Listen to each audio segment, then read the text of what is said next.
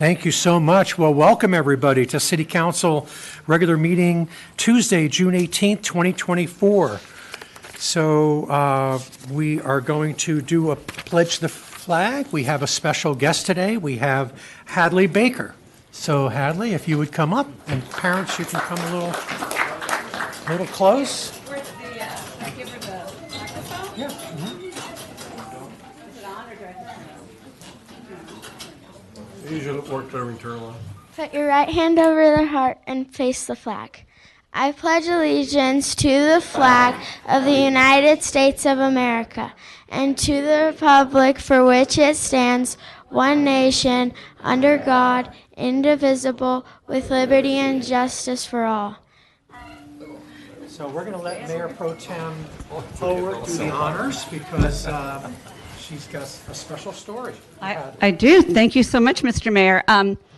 If the city clerk could put up the slide. I think we have. So I'm going to, while that's happening, we came into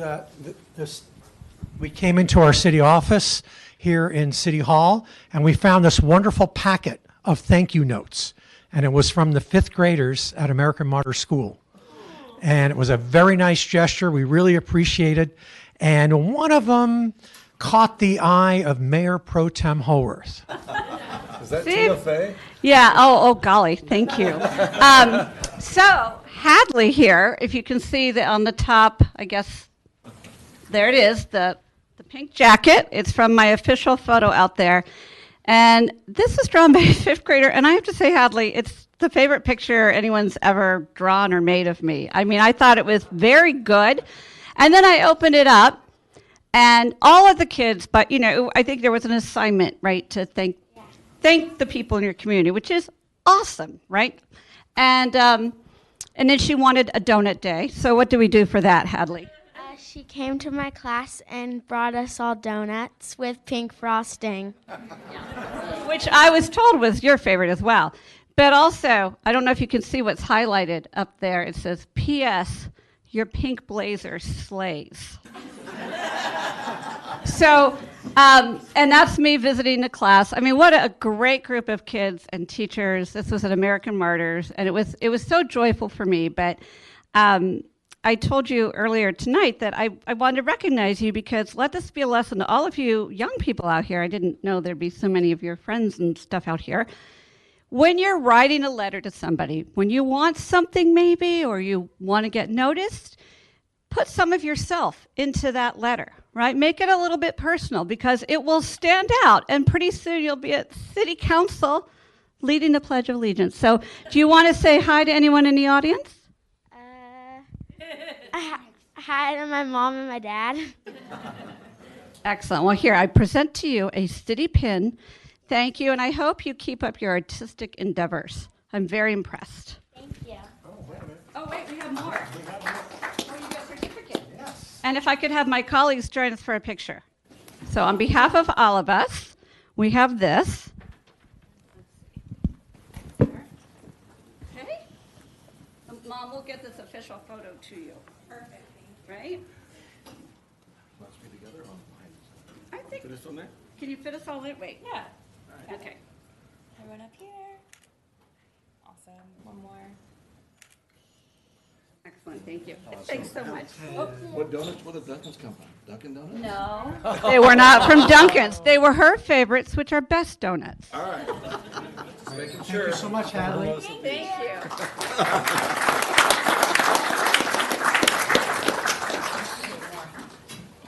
Okay.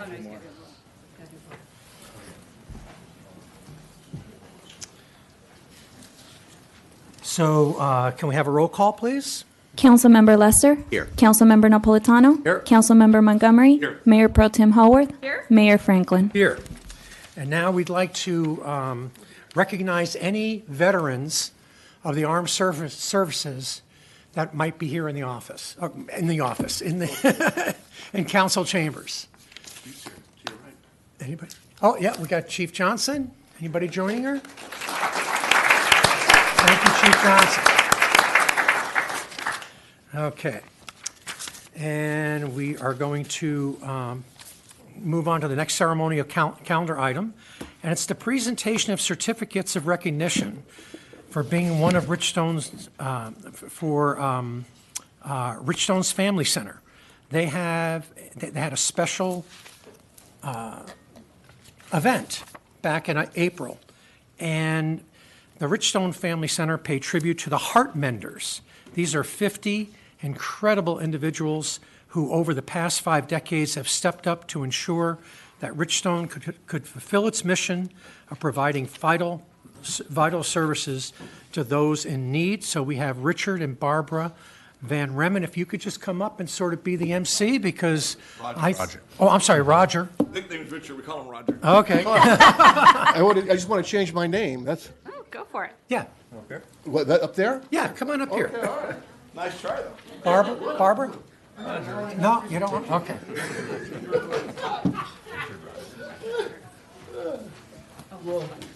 So Roger, I had something prepared, but I figured that you could do a much better job. I doubt it. But let's try. Listen, Richstone celebrated its 50th anniversary, and that's quite a feast. But one of the things people don't know, first of all, what is Richstone? Richstone is a nonprofit with the mission of having therapy and prevention programs for child abuse and domestic violence. One of the things I don't think that you do know is it started here in Manhattan Beach at Ladera School in a little classroom years ago, and then one of the board members gave us a check for $11,000, and we bought this little house in Hawthorne that, Steve, my God, you've been there. Richard, you've been there. I think, Joe, you've been there over the time. But that's really what we are. And when you look at Richstone, the first year we had 40 kids that we supported through basically psychologists that donated their time. This last year we served 3,400 children and families. Well done. I mean, that's really good. And I think that's good. But the reason why I'm saying it's well done, it's because of the Manhattan Beach community. And I want to talk a little bit about that very quickly. But when you look at nonprofits mostly get their revenue from government, 85, 90%. We get 50% from government, and the other 50% comes from the community, the private sector foundations. The important thing that you should need to know is Manhattan Beach is the #1 sector that has supported us over 50 years. So I'm here to tell you, as you're going to honor us, I want to honor all of you, I want to honor our city government, and I want to honor our local businesses and say thank you very much for what you've done. Now, Great. you're giving out pins. Thank you so much. Oh, You're giving out pins, I'm giving out pins too. So okay. Well, I'm going to beat you to it because when I went to the fundraiser, I got one. there you go. There we go. You're not going to get another one. But you, Richard. Okay. So as I mentioned, I went there and I just couldn't I just couldn't believe it when I kept seeing Manhattan Beach residents as part of the 50 that were heart menders. So that's what we're doing tonight is we're gonna commemorate those Manhattan Beach residents that are part of this magnificent group. So let's see. Can you who are here, please come on down and then we'll go ahead. So that would be, because not everybody was able to make it, but come on down. Yeah, we have a small, we got dogs. Yeah, Dogs. they're always helpful. Mrs. Jones.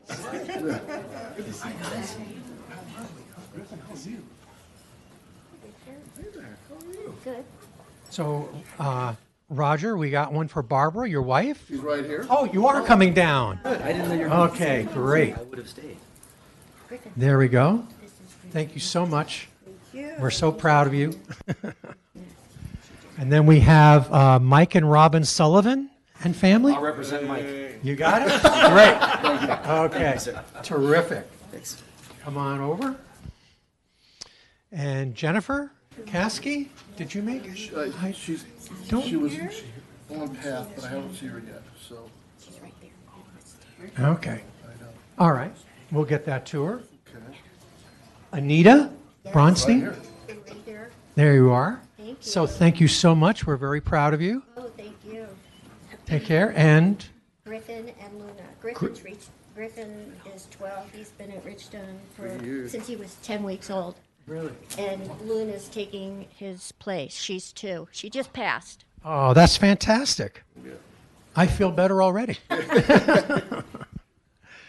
And then we have Janet Jones, who we've seen here before. In addition to this honor, also for the Single Mom Project. Yeah. Great. And I think that's all that we have that are here today. Is that correct? Oh, I'm sorry. Oh, Diane Harrington. Oh, Diane Harrington. Okay, hold on. As you can, oh, there we go. So sorry. As you can imagine, it takes a lot of coordination, so thank you so much. Well, thank you very much. We really appreciate all that you do for others. I love Richstone. I love this city. I am so happy to be here. Thank you very much. Terrific. Thank you.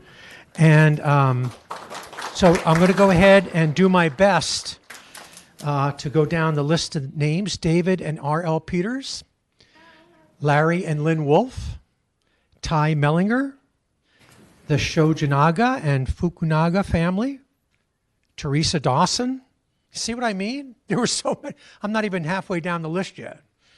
So Marianne Carol Guthrie and the Guthrie family, Henry and Susie Jordan, Anita Bronstein. Did I do? Yeah, okay, yeah, I'm sorry. Jennifer, the Frederick family, okay. Jan and Chet Pipkin, John and Jan Czar, and again, the Sullivan family. So thank you all so much. You're a great reflection of the heart and soul of Manhattan Beach, and your constant care over 50 years just has made such a great impact out there, and everybody appreciates it. Thank you all so much.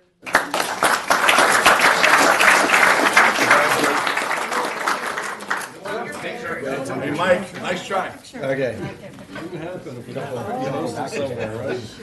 She doesn't have a reverse. You're in front row. I'm gonna go right. I got you. What are you doing now? I'm gonna go behind. Team photo. Oh, team photo? Team photo. Jump back here with me. I am. Well, I'm tall. Standing behind Anita, you're always. All right. Okay, and the dog. So it just occurs to me also, Griffin, good job. it just occurs to me also, but is there by any chance anybody else in the audience who may not be a Manhattan Beach resident who is associated with Richstone? Trying to leave. Like Dorothy Courtney? Dorothy Courtney, get down here. Come on, This is, come on. These are come hands- on, Dorothy. Mayor, give you a pen. These are hands across the border. Come on. Come on. No, please. Please join us. Down the stairs. All right.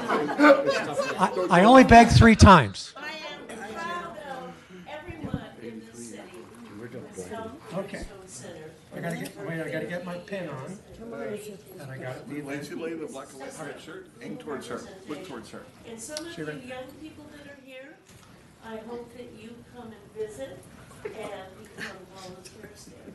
I see that you. Go ahead, keep going. Thank you.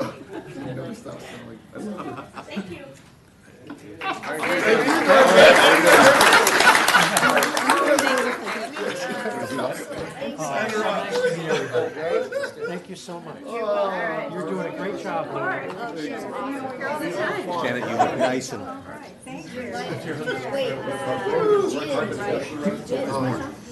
So nice to meet you. Nice to meet you. Thank you very much. You even got the matching shoes. Okay. You got one more? Okay, we got one more. Oh my gosh, how are you? Good, how are you? Guys,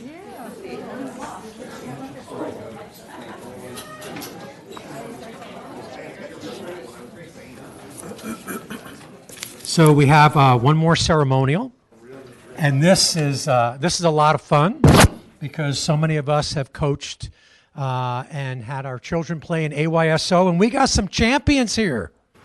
So we've got. So I don't even know the team name, but I just know your category. So 10 and under girls. So you're the Mambas. Okay, so stand up and come on down. So, Mayor if I may, as you know, I always Yes. have a speech. Would you mind if I introduce the Okay, teams sure. to you? Is that take that off your hands? Yeah, so we'll start with the Mambas and then the Legends. So get ready, Legends. Hello, ladies. How you doing? Good. Come on over. So who's the coach that actually makes you run around and everything like that? There's two of them. That's half of them. Yeah, That's okay, half of the great. team. So, Honorable Mayor and City Council members, thank you for the opportunity to attend this evening to celebrate two amazing teams. I'm Krista Skinner, and I'm the Regional Commissioner for AYSO Region 18, serving Manhattan and Hermosa Beach. As you may know, because we've been here before, AYSO is an all-volunteer organization, and our region provides a fun, fair, and safe place for over 3,000 players to play soccer every year. Our region is consistently one of the two largest AYSO regions in the United States. When you include parents and spectators, that means that any given weekend in fall, we hold events for 5,000 to 7,000 people, and about half that again in spring. It definitely keeps us busy.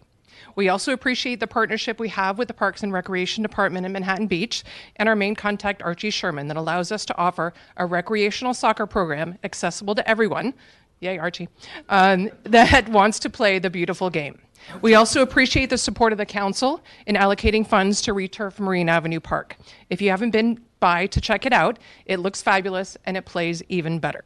The two teams before you have each won the AYSO Western States Championship in their respective divisions, which is truly a special accomplishment. The Western States Championship consists of teams from 235 regions in 4 sections from Washington, Oregon, California, and Nevada, containing a total of over 200,000 players. We have 2 teams here tonight that represented our region across league and all-star play. Our all-star team, the 10U girls, the Mambas, were formed after the end of fall, and their journey included winning the Area 1D All-Star Tournament, Section 1 Championship finalist, and the Western States Championship. Thank you for recognizing their hard work and dedication this evening. Absolutely. Thank you.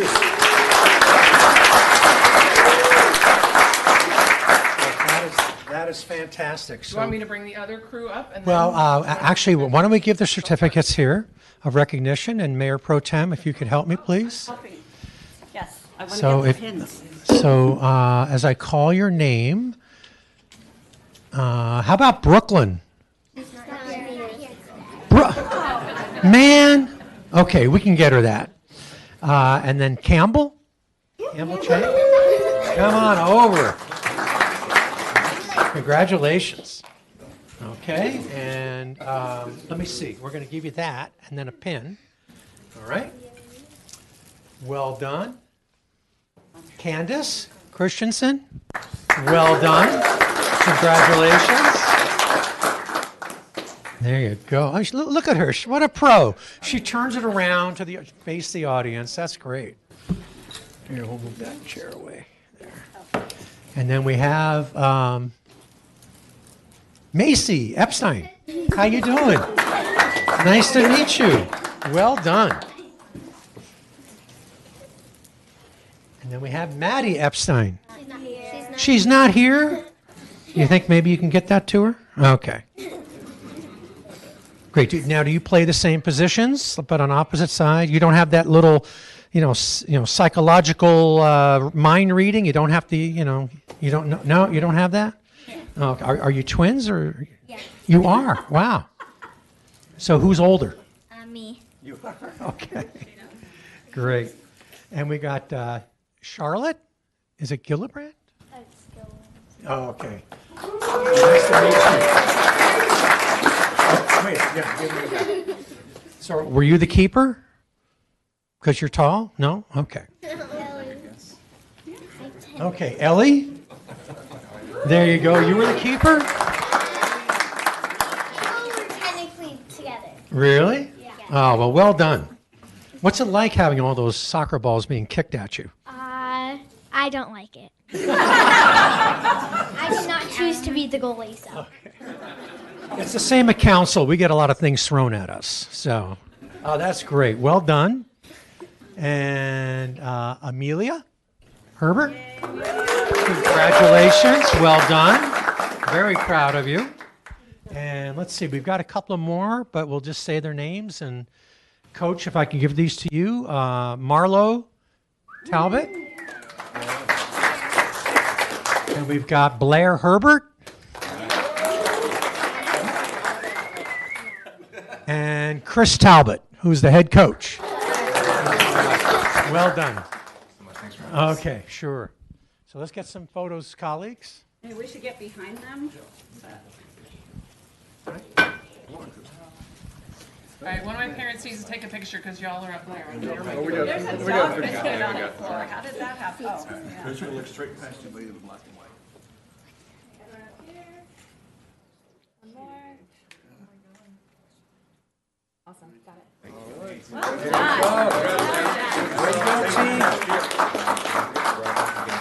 Thank you. Good job. We'll see you next year. All right. Same time next year, you guys. That's outstanding. All right. And now we have? All right, our league team representing our 14U girls, the Legends, began playing together last September, winning our local Beach Cup Championship, the Area 1D Tournament of Champions, the Section 1 Championship, and finally Western States. Again, it's truly an achievement for our league teams to progress to Western States. Come on up, please.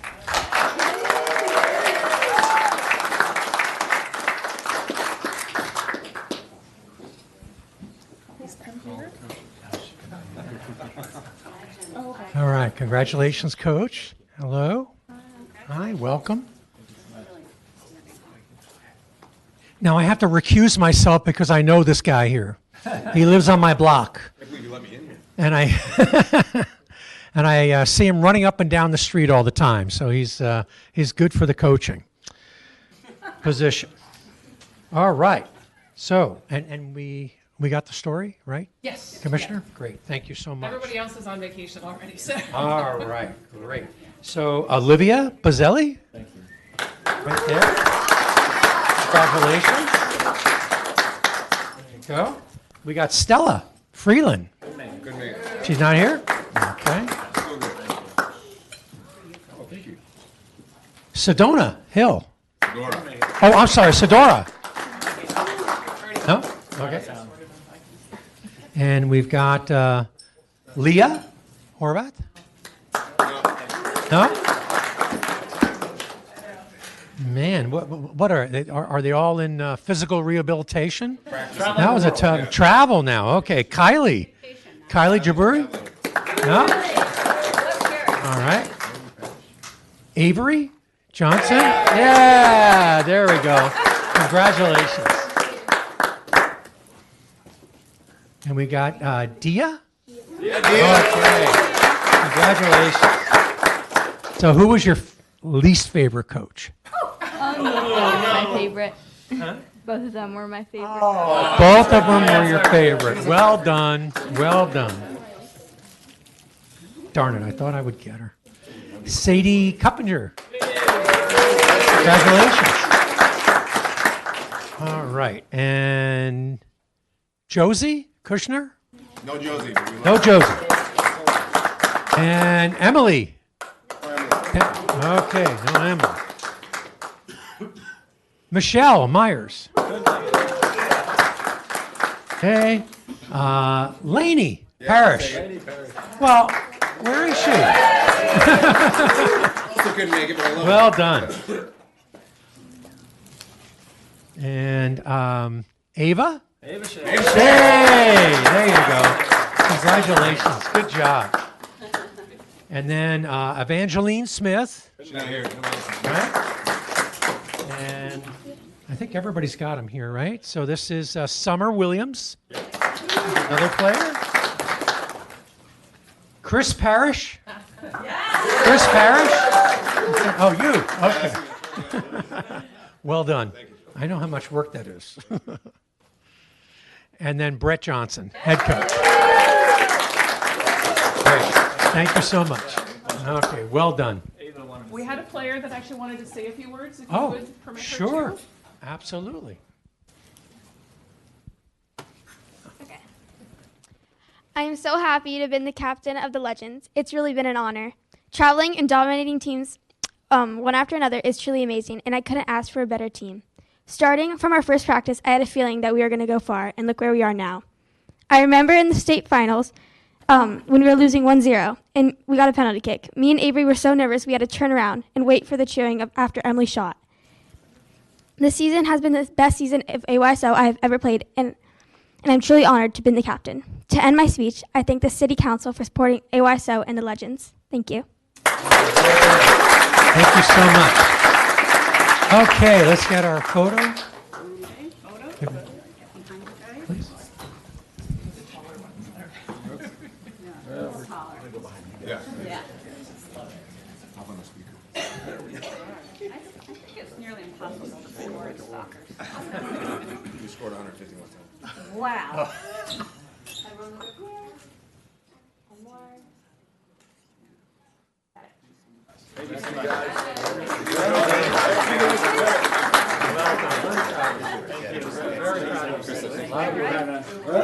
know what you've been up to. Thank you so much, Krista. I thought we had one more. I think we got right. Yeah. Krista, we'll see that. It is impossible. And then, yeah, it's not on the.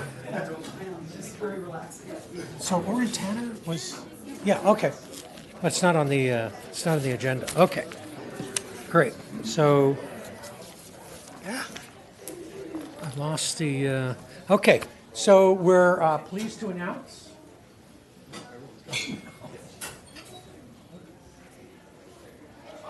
It's here, yeah. I saw, I'll find it. Okay. Emre. Great. So we want to bring up Orin Tanner? No, Emre. Emre. And Emre. Emre. There we go. Thank you, sir. Thank you for having me. Okay. He's still nonchalant. And from Southern California, Edison. Southern California.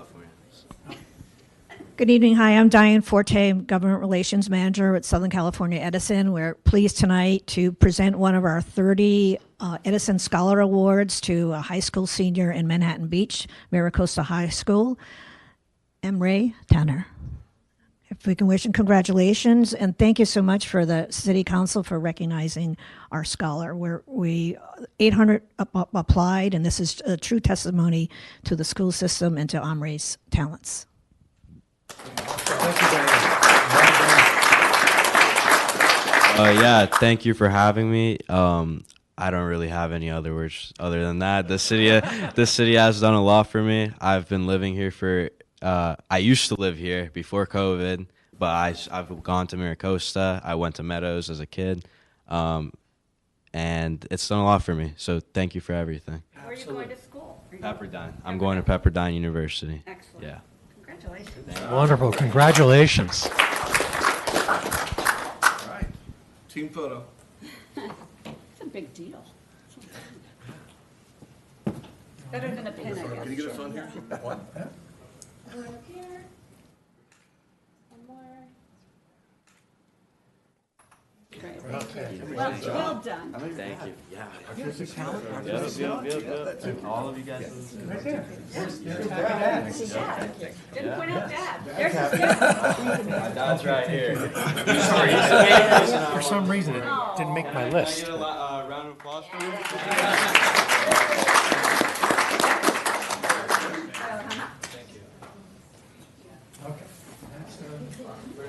Got that taken care of. Just so people know, the dog biscuit was left there not by any of us. Just saying. They might wonder. Well, you know, we might break for snacks, so. Okay, so approval of agenda and waiver of full reading of ordinances. Do I have a motion? Moved by Councilmember David Lesser and seconded by Mayor Pro Tem Amy Howorth. Our vote, please.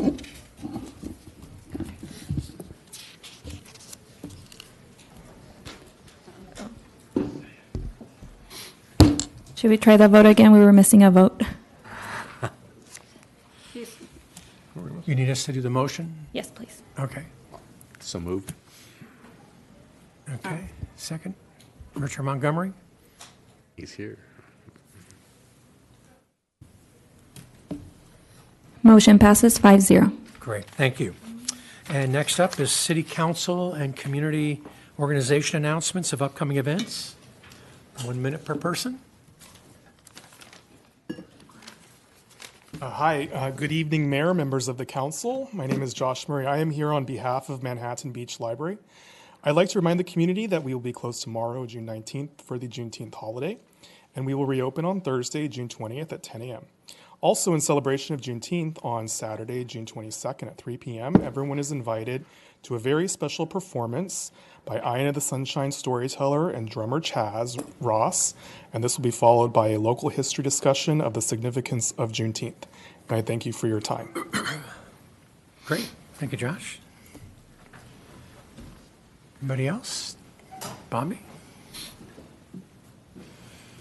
Honorable Mayor, Mayor Pro Tem, City Council Member, City officials, Mr. Lee, my name is Bobby Bell. I am the recycling educator. Richard's got me nervous, I apologize. Say that 5 times fast. Recycling educator for your waste service provider, WM, previously known as Waste Management. 2 quick topics.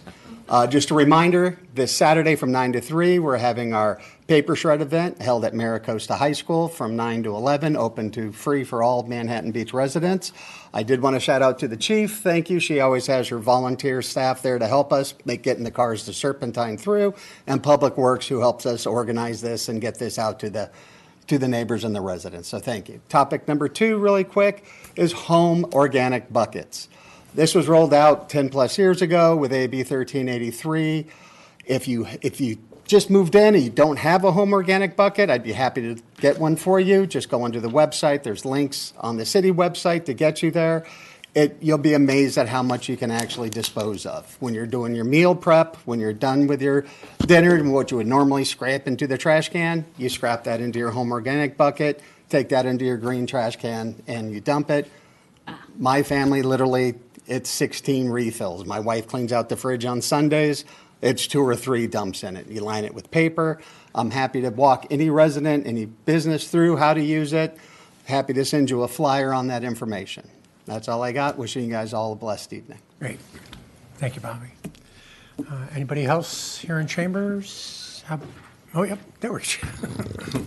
Good evening, Honorable Mayor, esteemed members of the City Council. I'm your Cultural Arts Supervisor, Eric Brinkman. I'd like to take this opportunity to invite the community to our 47th annual Concert in the Park series at Pollywog Amphitheater. On Sunday, June 30th, we'll kick off the series with remarks from Mayor Joe Franklin, followed by a salute to the troops, and then followed by a performance by the Satin Dolls. Reminiscent of the old World War II era WSO camp shows, the Satin Dolls have delighted crowds stateside and abroad. This will be their 7th tour of the Pollywog Amphitheater, so it's an event that you don't want to miss. Make sure to check back every Sunday this summer for 9 more unforgettable concerts from both new and returning acts. Seating is first come, first served, so be sure to get there early. Concerts begin promptly at 5 p.m. and conclude at 7 p.m. For more information, you can go to the Cultural Arts tab on the Parks and Rec page on the city's website. Hope to see everybody there this summer. Thank you. Great. Well, thank you, Eric. And just as a reminder, this is actually our July 4th celebratory concert, but it just, because of the calendar and everything, it's coming on June 30th. Good evening, Alexandria Latrania, the Communications and Civic Engagement Manager. A couple of announcements. So the City of Manhattan Beach invites everyone in the community to 2 very special Juneteenth events. The first one is going to be tomorrow. It's a ceremony at Bruce's Beach Park, and it's going to feature speakers and performances, including a poet and a gospel choir, and speeches from members of the community. It's tomorrow, Bruce's Beach Park, from 10 a.m. to 11 a.m. And parking will be very limited, so please arrive early. And we also will have parking available at Grandview Elementary, so you can make your way down to the park after parking your vehicle there. The second event is going to be a celebration and concert at Pollywog Park following tomorrow's event. It will be on Saturday. at 11 a.m. to 3 p.m. And if you need information about these two events, you can find it all on our website at manhattanbeach.gov/Juneteenth. Thank you. Great. Thank you, Allie.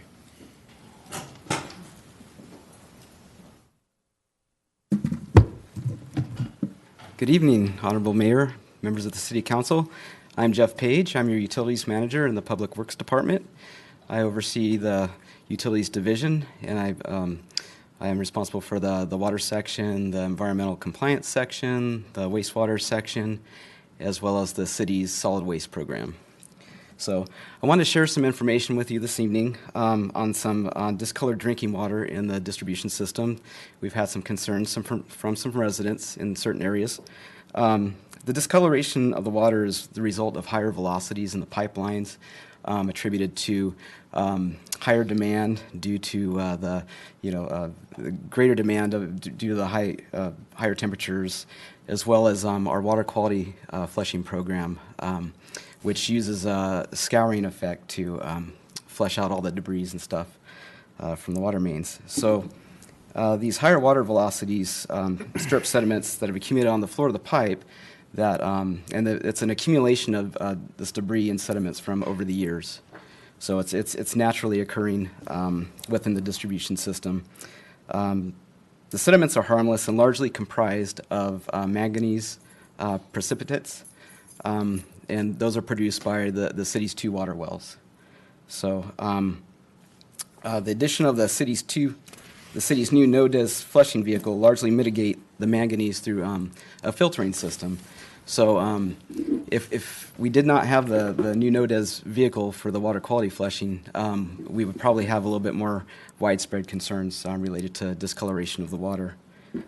In addition, further mitigation of the manganese will occur once we have the PEC water treatment plant online. So that'll be a big help out there. Staff recognizes the importance of good drinking water aesthetics and will continue to diligently go forward with our water flushing program. And this program largely relies upon state regulations and best practices for water distribution systems. We're happy to respond to any concerns from citizens 24/7 and try our best to allay their fears and work with them and help each unique situation as a good response for them. So information on the water quality flushing program can be seen on the Public Works webpage, and that includes the schedule that we have on there, as well as a map of the area that we'll be working on.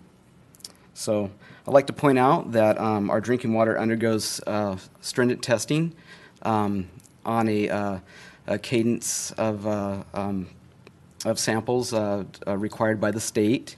And so I'm happy to report that our drinking water meets or exceeds all drinking water standards and is safe to drink, and even in its discolored state. Great. Thank you very much.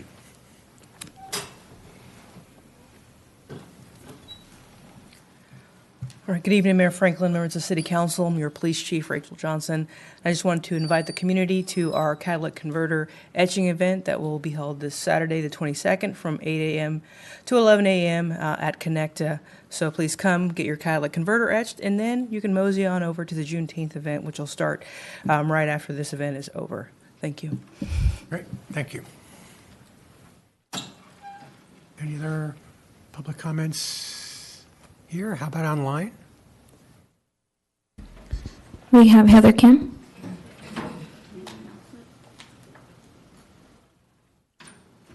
Yes, hello, Mayor Franklin and City Council. I just wanted to remind everyone that there is a community town hall meeting on public safety hosted by the Manhattan Beach Police Department, and it will happen on June 26th from 6 to 7 p.m. at I think it's at Jocelyn. Yes, Jocelyn Center. And you can submit questions ahead of time at askacop@manhattanbeach.gov. And they will also have index cards to write your questions there. But I'm hoping that this year They will be able to take questions in a live Q&A format, but I just wanted the community to know that this is happening, I think, next week. Thank you. Thank you, Heather. There's no additional requests. Okay, colleagues? I have one, Your Honor. Yep.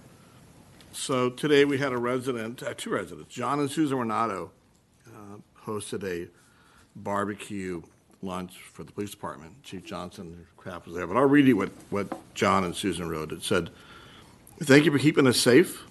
Please accept this lunch as a small token of our gratitude and appreciation for what you do for us all on a daily basis and the peace of mind you provide to our community." That John and Susan Renato with the Rotary Club made that lunch possible. It's a small thank you to PD, but I know that they appreciate that. Right, Chief? Very much so. And the food was excellent, by the way.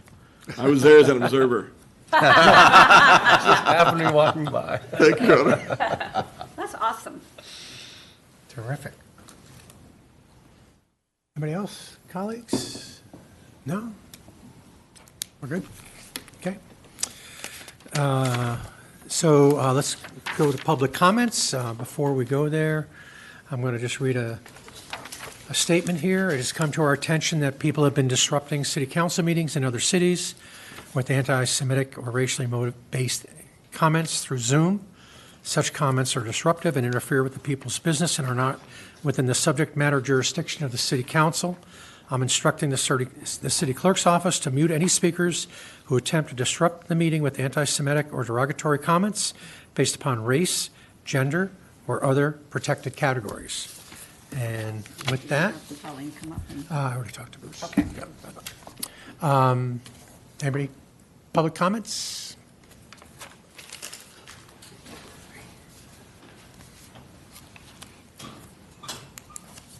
Good evening, Honorable Mayor, Mayor Pro Tem, and council members.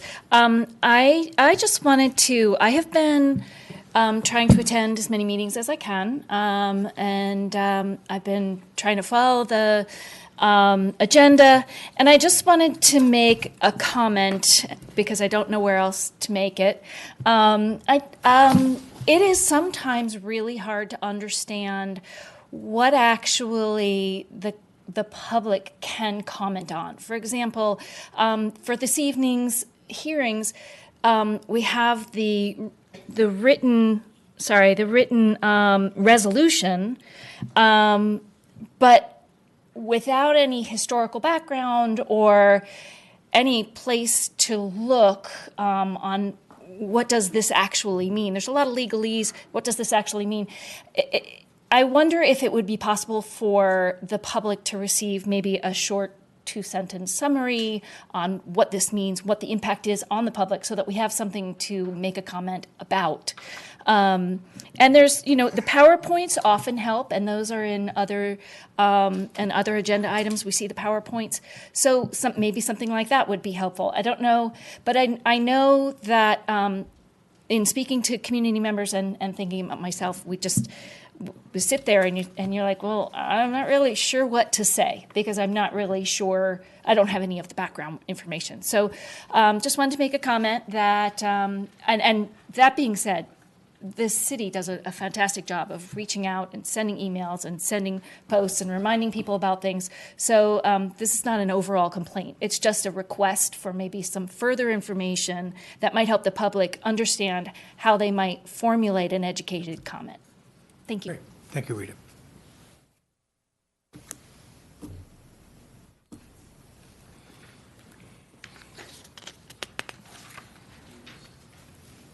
Good evening, Honorable Mayor and City Council members. My name is Joan Gosser, and I reside at 1720 North Poinsettia Avenue.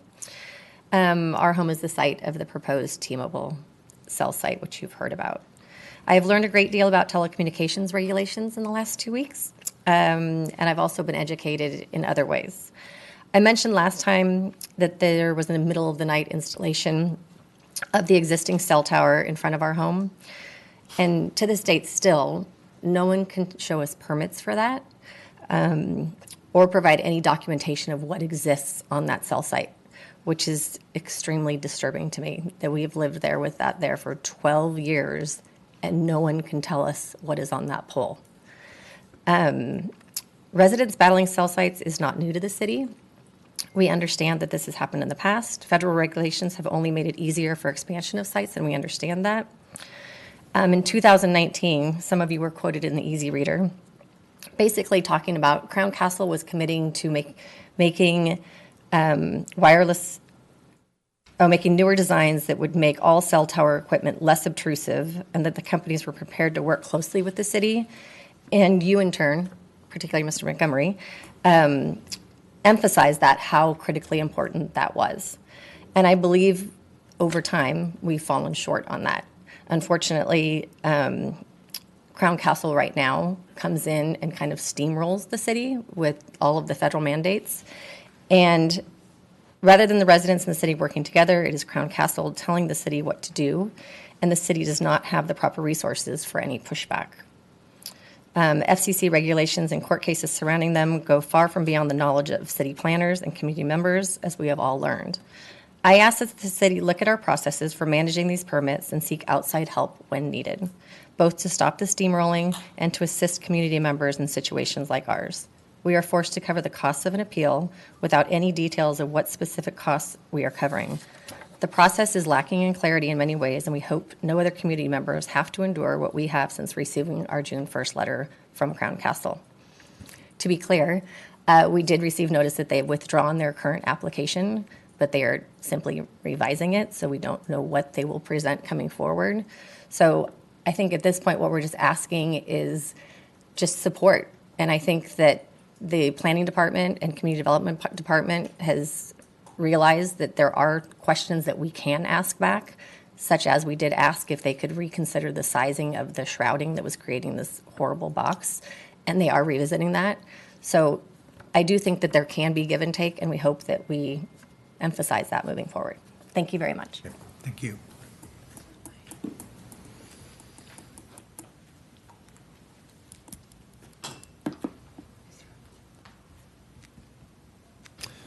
No other comments here? How about online?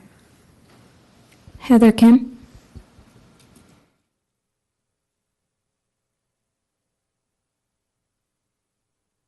Yes. Hi, Mayor and City Council. I just wanted to let you all know, I had a friend send me a photo of 3 guys, complete clowns, one in a huge beard. They had sunglasses and masks on, and they were videotaping people at Uncle Bill's this morning. So I just wanted to let the community be aware of what they are doing. There have been several folks, individuals, and groups who have been walking around filming downtown Manhattan Beach. These particular folks have worn hoodies, masks, beards, and other costumes to make themselves obvious. The basics, they are First Amendment auditors. The gist of their purpose is to audit whether a business, employee, or public official infringes on their First Amendment right to film from a public space. The biggest point to remember is if you do not interact with them or impede their filming, you pass the audit and they move on. However, if you engage with them, ask them to leave, tell them to stop, you are infringing on their rights and they will get more and more agitated, trying to draw a reaction from you that will lead to unacceptable behavior. These audits often make their way to YouTube and in some cases have had very negative consequences. Several businesses who had apprised their employees regarding how to handle these folks saw the auditors leave within just a few minutes. Those who engaged were treated to their disruptive behavior for far longer. So please let your employees know, and everybody else should know about this situation and how to react.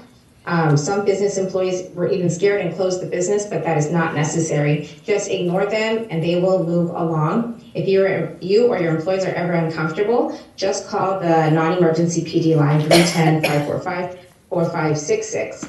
And I got this awesome information from our DBPA's amazing Jill Lampkin and MVPD's officer Jessica Borello. So I just wanted to just alert the community because I was getting text messages about this morning too, and we should all just know what these people are doing and to just have them go away by not engaging. Thank you.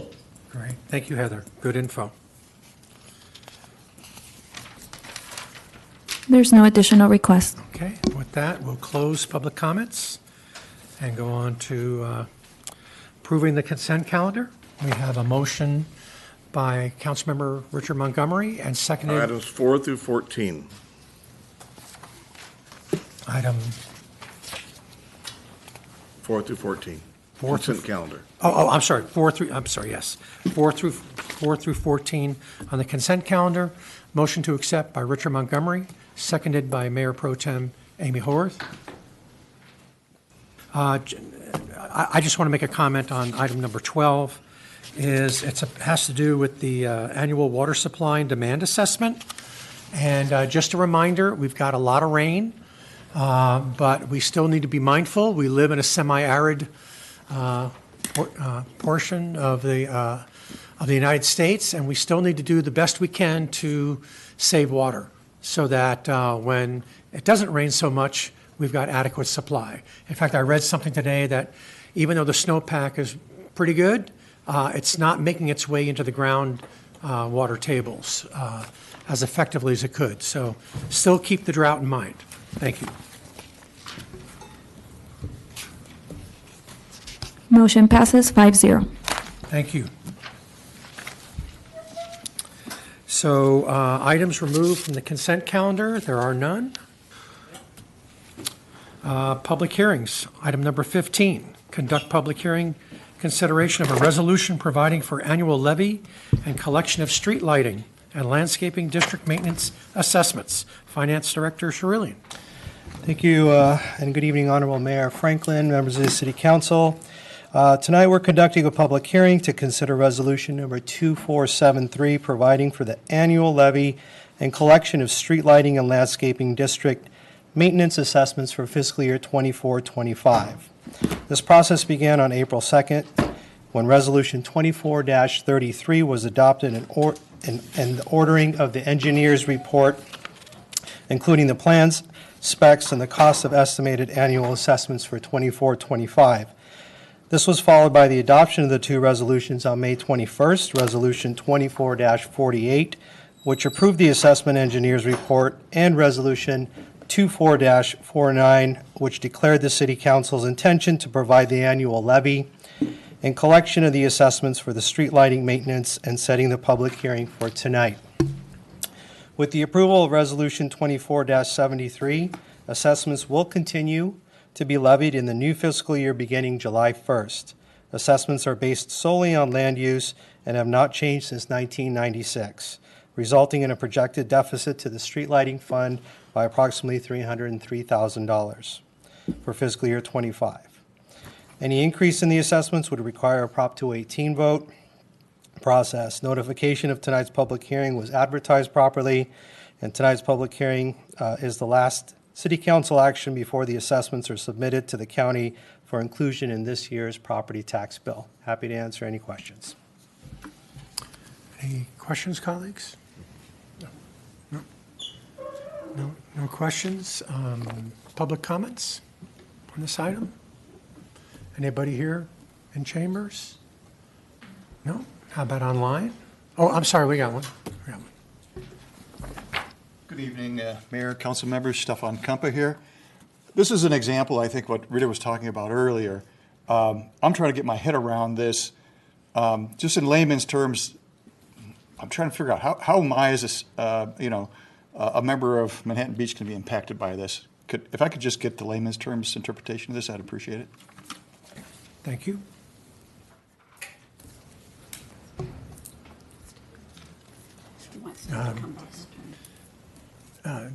Director Sherillian? Oh, there you are. Sorry. Input, then have it. Answer now or after? Yeah, we'll wait till after. Yeah, we'll wait till after. Okay. Anybody online? There's no request on Zoom. No request. Nobody on Zoom. Okay, thank you.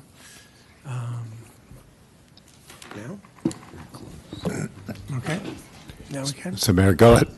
Mayor, go ahead and close the public hearing. Oh, I'm sorry. Going to close public hearing and go. Yes, thank you. So this item before you is our street lighting and landscaping district.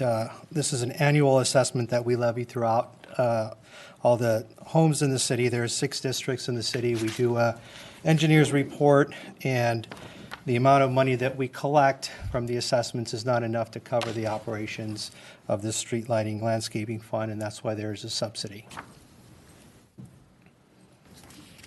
Okay, thank you. Any questions? Yeah, to follow up though with Mr. Compa's question is how it affects them, that we're not suggesting an increase in the assessment to residents. This is money that's going to come from the general fund to cover the shortfall from the assessments that have not been raised. Is that correct? That is correct, and thank you for the clarifying question.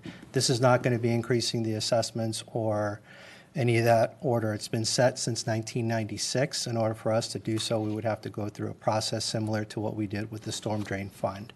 Great. So it is a shortfall, and it will be subsidized by general fund dollars for about $303,000. Okay, thank you very much. This is an annual process that we go through so that it can appear on people's property tax bills, which they get in the fall. So if you look at the property tax bill, there will be a street lighting and landscaping assessment district assessment. Those haven't changed since 96, as Steve just mentioned. We continue to subsidize it, but this is all part of the annual process, much like the next item where we have to get council approval, have a public hearing before we can give it to the county to submit it onto the property tax bill. And then to change these amounts would require? It would require a Prop 218 process, and much like with the next item, you did that last year, and those new rates will appear on the next property tax bill. Right. Okay, thank you. Your Honor, a process question for Director Cerulean. Steve? Yes. If someone had a question about any of your reports, could they email you for an answer? 100%. Please email the Finance Department. We'll be happy to answer those questions. And there's detailed information in the staff report itself. Perfect. Thank you, sir. Thank you. Nothing further, Your Honor.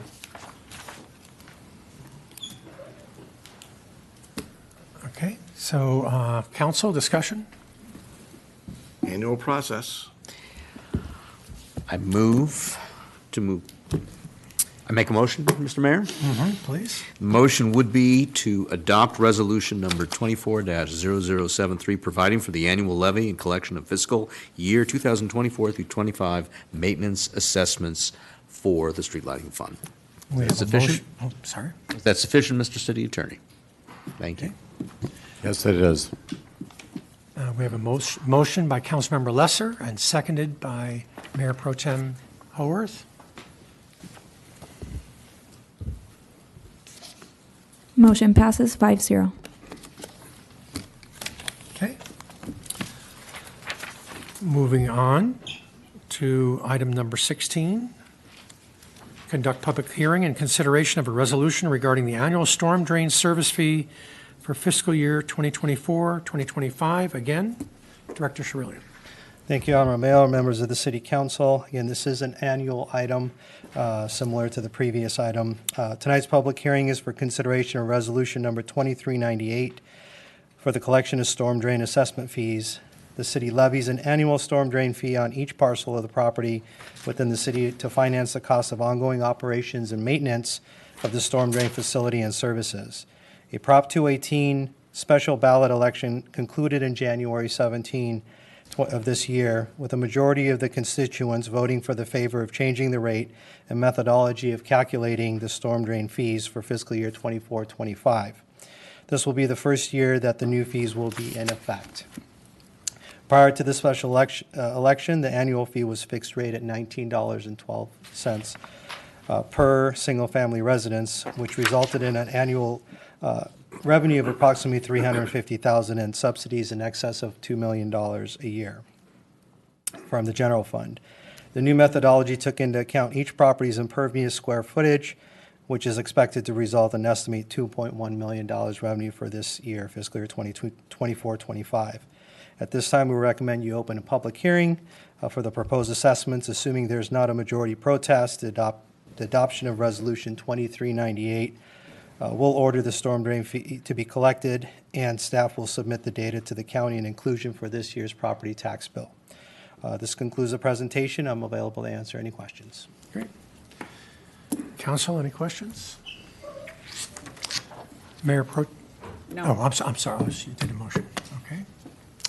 Seeing none, I'll open up public comments.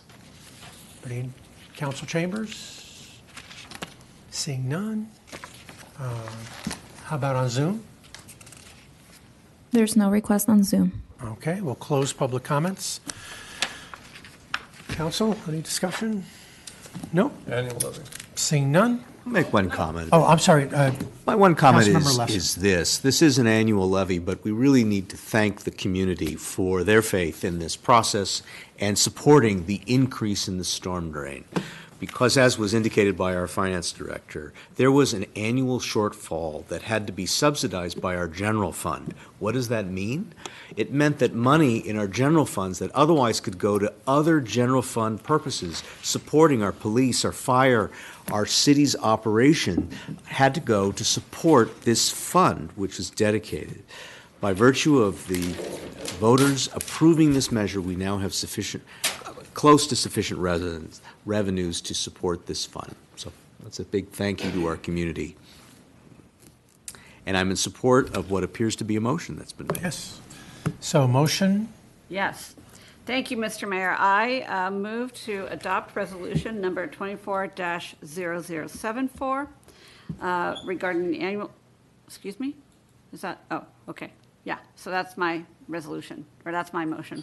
Okay, so we have a motion from Mayor Pro Tem Amy Howorth, seconded by Councilmember Montgomery. Vote. Motion passes 5-0.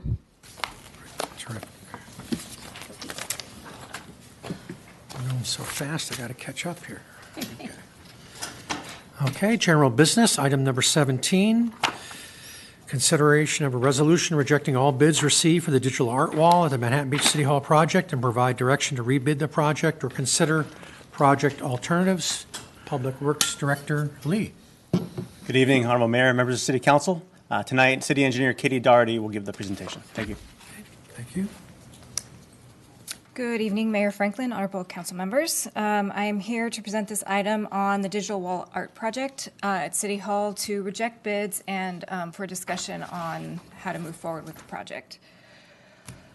The digital art wall project is located here in City Hall in the lobby upstairs where there used to be a piece of art on this brick wall. It's been blank for a while.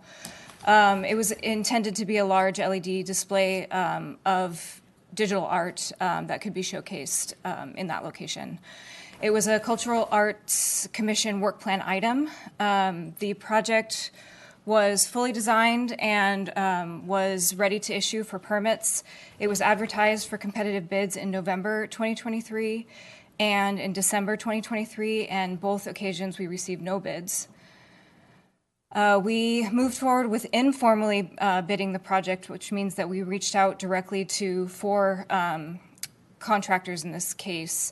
We received 1 bid, and the bid came in substantially high. Our estimate was $250,000, and the bid that we received was $375,000 plus some change.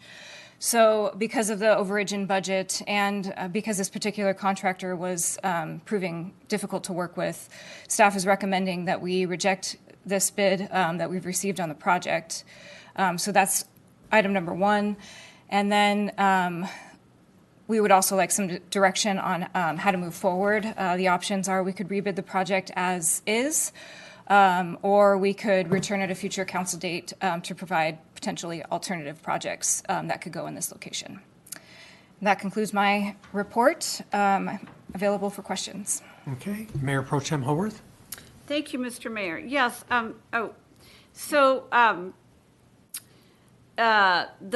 The LED screen or display is separate and apart from any digital art that then would be considered, right? So we've got 2 things. We've got, I think, a rather large LED, proposed LED display, but then we'd also have to, I guess we could use it for lots of different things, really. I mean, you could use it for information, you could write or digital art. Is that correct? Or was it only going to be for art specific?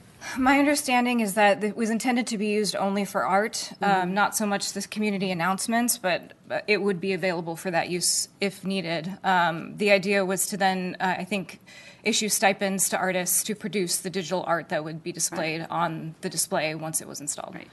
So this was a rather large, well, I'll save my comments for later. Thank you. Okay. Any other questions? Yes, Your Honor. Oh, I'm sorry. Councilmember Napolitano. we had one bid received by the due date, which was March 20th. I mean, this thing is just dragged out and dragged out. Why, it's June 18th. Why did it take so long to get back here about this, to reject the bid? We entered into discussions with the contractor to try and determine where their number was coming from. And we reached out several times. They were unwilling to have that discussion with us. So then there were internal discussions with staff as to how to move forward with this, and ultimately it seemed best to reject bids. All right, I just don't get it, because even before that, I mean, we went through a bunch of different iterations and nothing was working. All right. Enough questions. Thank you, Your Honor.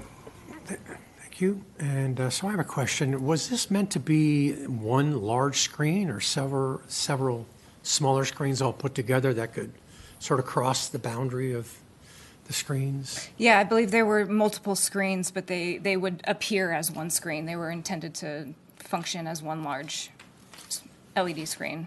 Okay. And the digital art, that would it also portray photographs and things like that? Yeah, certainly. Yeah. Yes. Okay. Thank you. Any other questions? Open it up for public comment. Here in chambers. Anybody? No? How about on Zoom? There's no request on Zoom.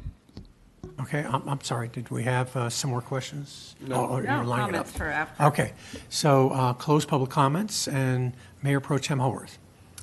Yeah, so I guess I'd like to see us kind of pull back on this and not go back out right now. I feel like it's a lot of money, and I also think that when you try to do digital, a screen, a beautiful large LED screen, it's not the art that will then be a big expense. It's kind of the upkeep of this piece, or, you know, not the piece of art, but the, you know, technology behind it. And I just, you know, I would love to see, I guess those funds are coming from the Cultural Arts Fund, correct? Is that correct? Somebody, anybody? Is that the Cultural Arts Fund? Cultural Arts Fund, yes. Yeah. Yeah, I don't know. I also feel like it's a lot of money that's inside a building that not everybody will get to see. So I would just like to hold off on that for a while. Maybe we could do some art in that space, because it is a wonderful big space, but I'm not sure of digital pieces where I'd like to see us go anymore. Thank you. Okay, thank you. Councilmember Napolitano. Thank you, Your Honor. If we spend more than 15 more minutes on this, it's a complete waste of time. This, I don't know where this went sideways. There was an idea, follow up, okay, it doesn't work, abandon it. It should have been abandoned a long time ago. I tried to do that. I said, let's go to Costco, buy a 65-inch monitor and slap it up there. We don't need everything that we talked about before. If we want a monitor, throw a big one up there, that's enough. Otherwise, just leave it blank. The brick's fine, or put a big city logo on it and leave it at that. But anything further at this point, we've got other things to do. And if we talk about bringing it back for further discussion, it's going to take 2 more years to get anything done. So good luck with that. Okay. Councilmember Montgomery. Thank you, Your Honor. I'll bring the historical perspective here. Those of you who weren't on council in 17 may remember this flashback item. There was a piece of art there. It had been there since what, 1950? 75. 75. 50, 75. It seemed like the It seemed 50s. Like the 50s. Anyway, that came off. The idea was to have a digital art like you see at the Monterey Bay Aquarium. It's not difficult, folks. It's no more maintenance. Your TV at home. It's simple. On, off. That's all you had to do. Hook it up, 110. Steve said, go to Costco. And one day, we'd have a 65-inch screen. We could load it, we want to load it onto this memory stick, slap it on there, run whatever you want. Change it every 3 months, boom. Simple. Somehow we went into high-tech NASA gear, and we can't get out of NASA gear. We're stuck with SpaceX technology for a screen. I want to see it. At this point, the next council will figure out what to do with the blank wall. I suggest we go to Johnny Rockets, take the little handmade prints off the wall that they do every month and stick it right on that white wall. We get more people seeing that than anything else. Besides that, we're done. But that's the history of it. Those of you wondering, well, how it ever got to that point, now you know where it came from. Maybe it's like Mount Rushmore with you guys, your visitors. See a nice council picture on there. I like it. Just as many likes there as we have now. With the targets on them. Just make sure it's the front view. We've seen some from the rear. Councilmember Lesser. You want to go last? Thank you. Well, the cliche is, I think the writing is on the wall. Certainly applies here. The option is either we rebid the project or return at a future date for City Council to consider project alternatives. I'm in favor of not proceeding with the digital wall. One resident wrote us about the opportunity perhaps for hanging public art there that rotates. Obviously, it's a big space. So I think what might be the direction, but subject to a future council consideration, is for the Cultural Arts Commission to consider, one, could it be a rotating public space, maybe above and or below, or could this be the basis for a request for proposals for something that's analog, that's not a digital space, but we don't need to make that decision tonight. Okay. My comment is this digital TV technology, we bought a large screen TV probably about 3 years ago, and it just died. I mean, I just don't think it's very reliable technology, and I don't want to set up a council for later on having to do this big expensive overhaul if it's only going to last like 3 or 4 years. So I agree we should pass on the digital wall idea. Councilmember Napolitano. I'd check your warranty about that TV. Mine's working fine, but again, it's one screen versus many screens put together. The other thing is, I saw the suggestion of the rotating art. I don't think that's a good one for this area. It's a difficult area to get to on a continual basis. I wouldn't want to put staff in jeopardy there. You got the stairwell there that's away from the wall. It's a curve. You'd have to have, I don't even know where you'd put the scaffolding or a ladder, because you have to get behind that stairwell, which is about 2 feet. So someone very thin staff member is going to be changing that art and at a risk to themselves in a nice workers' comp situation. So I'd figure something else out than the rotating art. Your Honor, one last comment. Councilmember Montgomery? I suggest we can't find a solution here tonight. Just call our friend Bo Bridges, and Bo can stick something on the map up there in 2 days. Put a big city seal up there. Yeah, whatever. Leave it. All right, we'll save that for later on. Okay.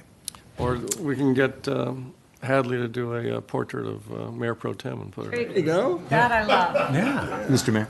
Yes. Oh, I'm sorry. May I quickly ask, does staff want then a motion on this to formally reject the bids? Oh. I so move.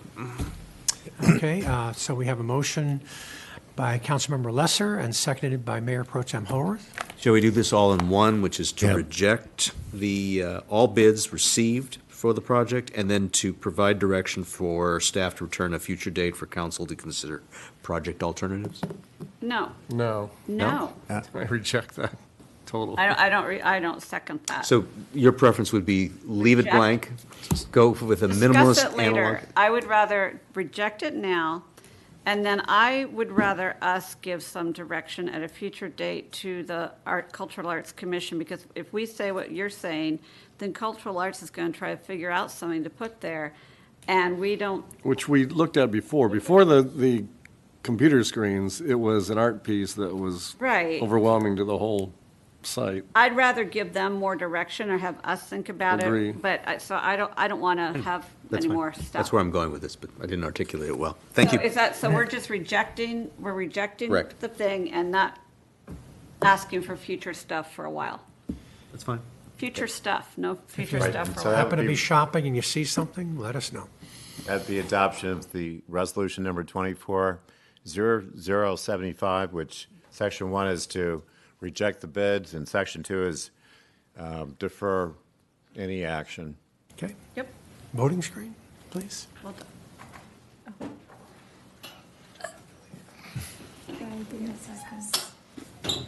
Can you do the motion again? Sorry. I just made a The motion. voting screen only. Okay. That's fine. There we go. See what can happen with video screens? No, the technology is ganging up against us. They Video didn't like screens, what we they're said. mad. Yeah.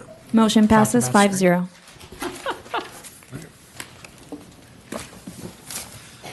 Okay, let's move on to item number 18, consideration of options related to the city's utilization of the Board of Building Appeals.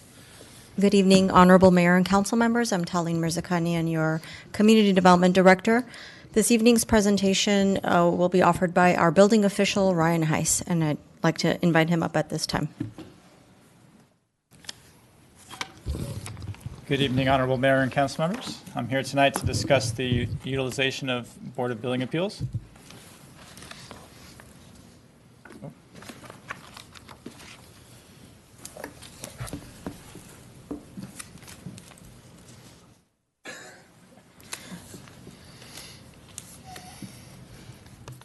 At a previous council meeting, the City Council discussed utilizing the Board of Building Appeals for a broader role, and staff has conducted research on how other municipalities utilize the Board of Building Appeals beyond what is required by the California Building and Fire Codes.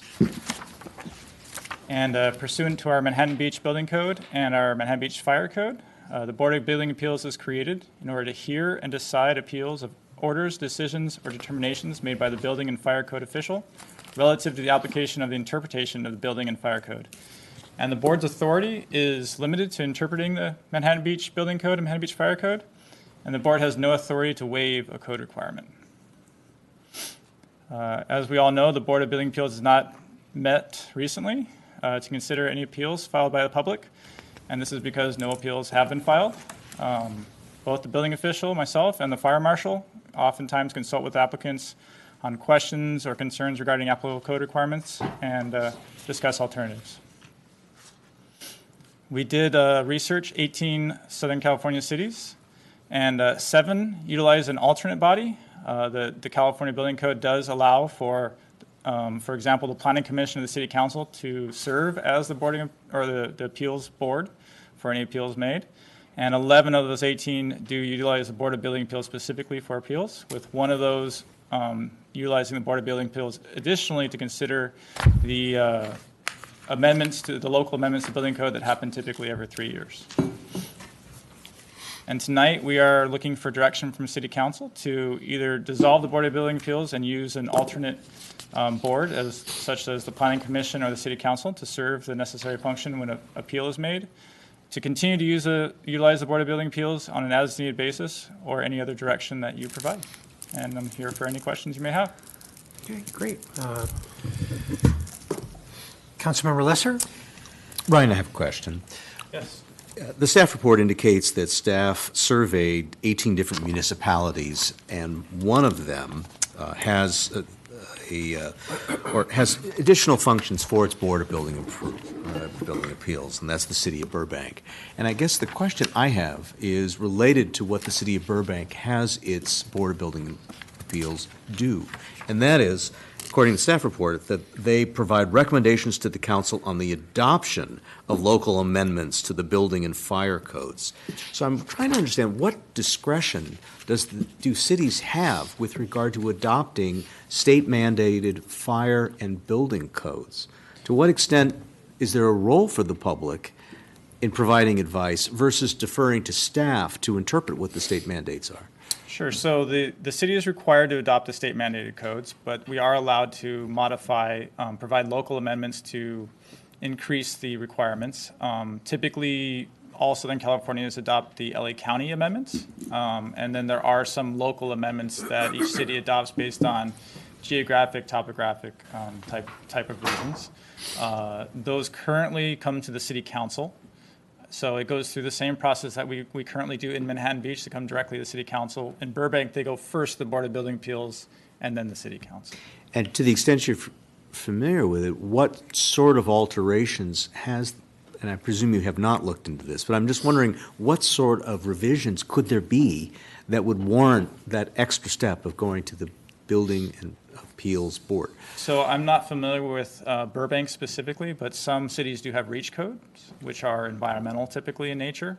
Our local Manhattan Beach codes are very limited and typically have to do with the salt air in the area and the proximity of our buildings to each other. And finally, this is a function that's currently undertaken by city staff, or as you indicated, it just simply comes to council, these amendments every City staff provides those amendments, and then they are reviewed and approved and adopted by City Council. Sorry, one more question, but could we, if we wanted to, have the Building Appeals Board review these proposed changes, or would this just be an extra step that really wouldn't provide much value?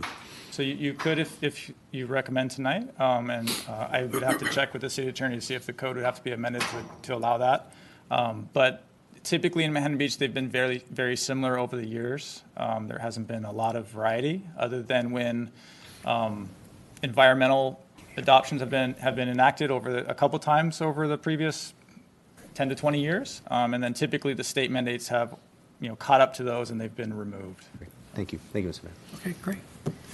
Councilmember Napolitano. Oh, no questions, Your Honor, sorry. I jumped the gun.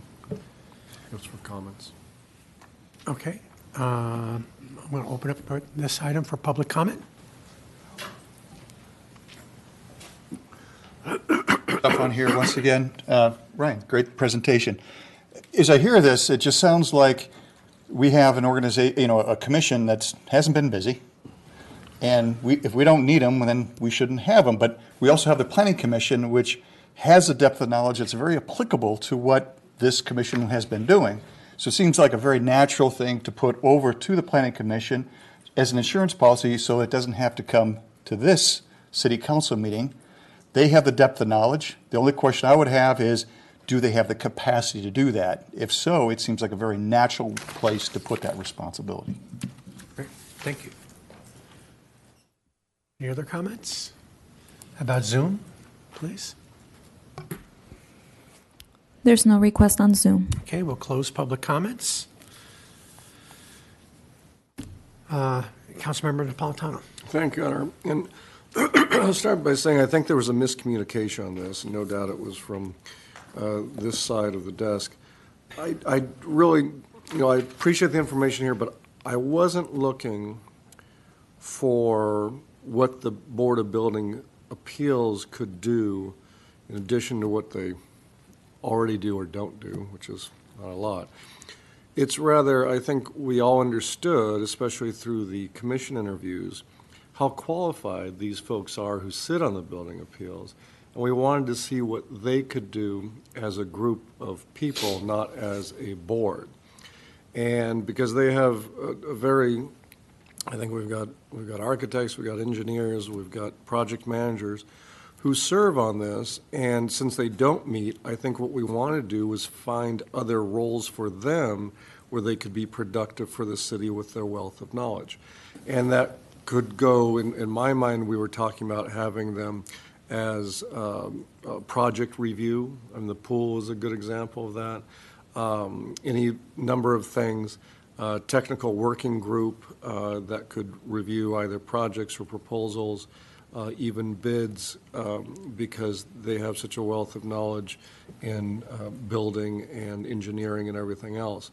That's what I was looking for, is to, okay, how can we utilize these folks better on different things, not necessarily the Board of Appeals better for different things. They have a very, by law, a very narrow focus. I understood that to begin with, and that's why I really think maybe we didn't articulate what we wanted.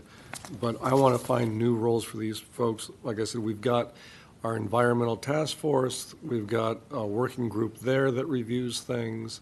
They would be a great addition to that, among other things. Having a technical working group for public works projects, I could see value in that. In terms of value engineering and things like that, not trying to step on toes or duplicate responsibilities or added oversight, but these are people who know a lot of stuff, who could perhaps see things and make recommendations to council on that basis. I wasn't looking for an expanded role of building appeals, but an expanded role of the individuals who serve on it. Okay. Councilmember Montgomery. More of the question to the attorney. Quinn, I remember this years ago. This came up about Board of Building Appeals when they weren't meeting, but we had good people on them. Levy tomorrow, an architect here, is one I can remember off the top of my head.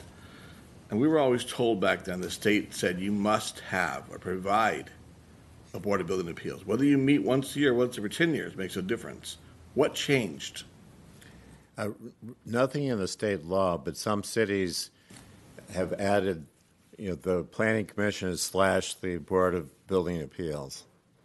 So they made a hybrid out of it. Yes.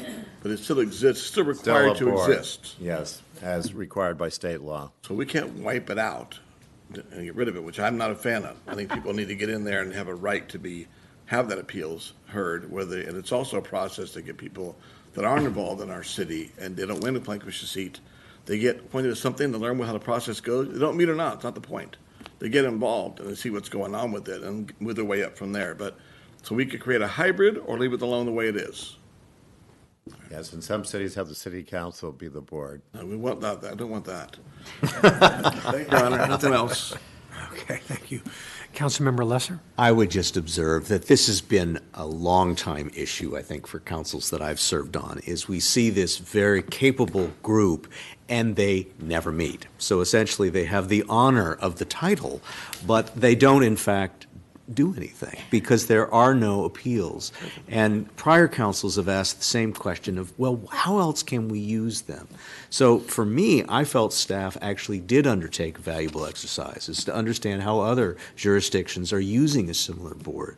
I am intrigued by the city of Burbank and how they're using their board in building appeals, but I also have read in the staff report, which is something we all up here know, which is that city staff is extremely strapped right now. There are vacancies in the operative department that would be required to staff any such review that might be required to the extent they had some discretion on adopting building codes.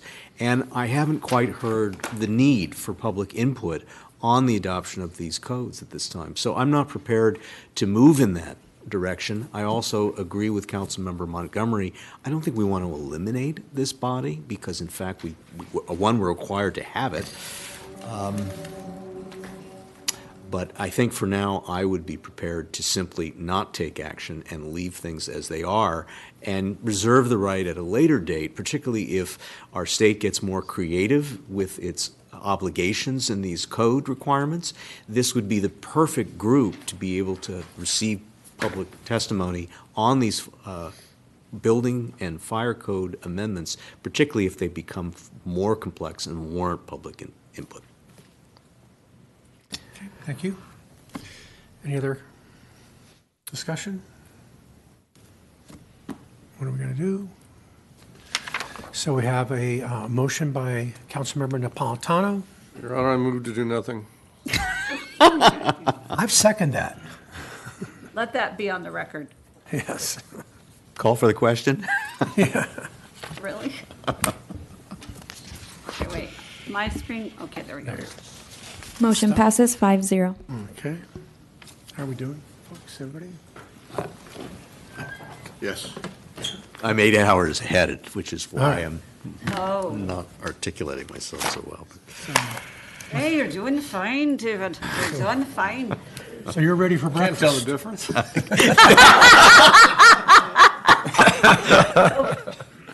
Okay, moving on to item number 19, consideration of introducing and conducting the first reading of an ordinance requiring a parking permit for oversized vehicles. City Manager Mo moved on to Assistant to the City Manager, George Gabriel. George Gabriel. Honorable Mayor Franklin, members of the City Council, George Gabriel, Assistant to the City Manager. So this is a follow-up item. We came to Council on April 2nd, and we received some particular direction. I won't go with all the nuances of the parking permit program, but if you have any questions, I'd be more than happy to answer them. But in essence, this parking permit program has been discussed by Council multiple times, most recently in April. And following that, staff is returning to the City Council with a renumbered ordinance and with some particular changes. And one of the changes is specifying that a household is limited to one oversized parking vehicle permit, October 1 to September 30th in a year, and that was council direction, and so we made that change. And it should be noted that guest oversized vehicle parking permits remain limited to 4 parking permits per household in any 12-month period. And then the second one that we made a change on is no permit would be required in the coastal zone. And so in response to council direction, staff reached out to the Coastal Commission. Coastal staff informed city staff that the Coastal Commission has allowed oversized vehicle restrictions only where cities have sufficient space or designated areas to provide safe harbors for oversized vehicles to park near the beach, including overnight. Obviously, City of Manhattan Beach does not have a lot of available parking as it is, especially in the coastal zone. So therefore, at this time, staff is recommending that no permit will be required in the coastal zone.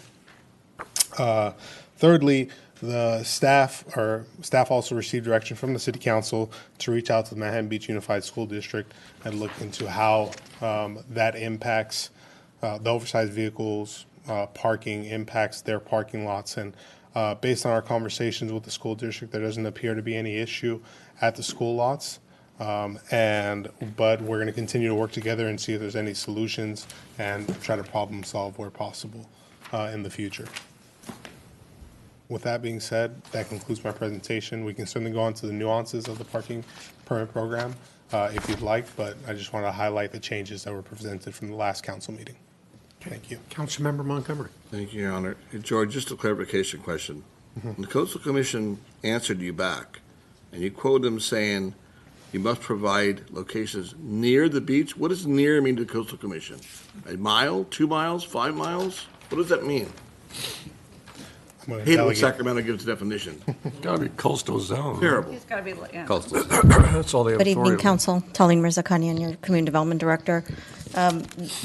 The Coastal Commission essentially expects that if you're going to require this within the coastal zone, then you have an option B within the coastal zone. So the expectation would be that there is some parking made available, whether it's a State Beach parking lot within the coastal zone for oversized vehicles at night. There's the catch. Okay. In the coastal zone at night. Does that mean overnight or Correct. just at night? Overnight. Overnight. Thank you. I appreciate that. Thank you. Nothing further, Your Honor. Okay. Councilmember Napolitano. Thank you, Your Honor. Last time we talked about a potential carve-out for residents who have these larger vehicles. You know, we received a couple emails by folks, and apparently, right, it takes something to get them geared up to go off. They park on their private property, but they'll park on the street the night before or something before they take off because they have to fill it with all sorts of things and get it ready to go. And, you know, I hate to think that so far, this doesn't do a lot, right? Doesn't apply to the coastal zone now, and doesn't apply to school property. So, but we're going to come down on any residents in those other areas. They don't get a day pass or something like that for free when they're putting their stuff together? We can certainly look into that if you so choose, but what I will say in terms of an enforcement ability, you know, we're going to separate between residents and guests, obviously, and so residents. But should it be 48 hours instead of, you know, immediately when it's seen on the street? Could be. In practice, I would think that there's going to be a little bit more, especially in the very beginning, there's going to be a little bit more flexibility on the enforcement front. But I see your point, Councilmember. Well, there's flexibility until council says we don't want any more flexibility. When there's no flexibility, and then we say, why wasn't there more flexibility given certain somebody? So, all right. I mean, again, I think we're coming down, and we should talk about that. Thank you, Your Honor. Okay. Councilmember Lesser. Mr. City Attorney, can you point me in the draft ordinance to where the exemption for the coastal zone is located? I may have just missed it, but I'm not seeing it. Yeah, off the top of my head, it's subsection C, but I'll find the precise section. While you're looking for that, let me just ask you, George, is there a possibility that the exemption of the application of this ordinance to the coastal zone might create an incentive for those that have these oversized vehicles to park them in the coastal zone if it's prohibited everywhere else in the city? can't talk about what motivations the individuals will have, but I will say that there's certainly an opportunity there that we would like people to avoid, if possible. Thank you. Not incentivized. So the section is 14.46.030, subsection C. Did you get that? Thank you. There it is. Section C. Can I elaborate a little bit on Please. an earlier point? One thing I want to indicate is that Councilmember Napolitano, your point about the burden on residents, the idea is for residents who have the parking permit, they would get this parking permit once, and it would entitle them to park there as long as they have a permit the entire year. So they wouldn't necessarily need a day pass if they have that actual permit for their one permit for their residents. You know, we're asking them to pay for something they never had to pay before. Correct. That's so true, And, yes. You know, the out-of-town folks aren't going to pay for the permit at all. Most likely, they're just going to park in the coastal zone.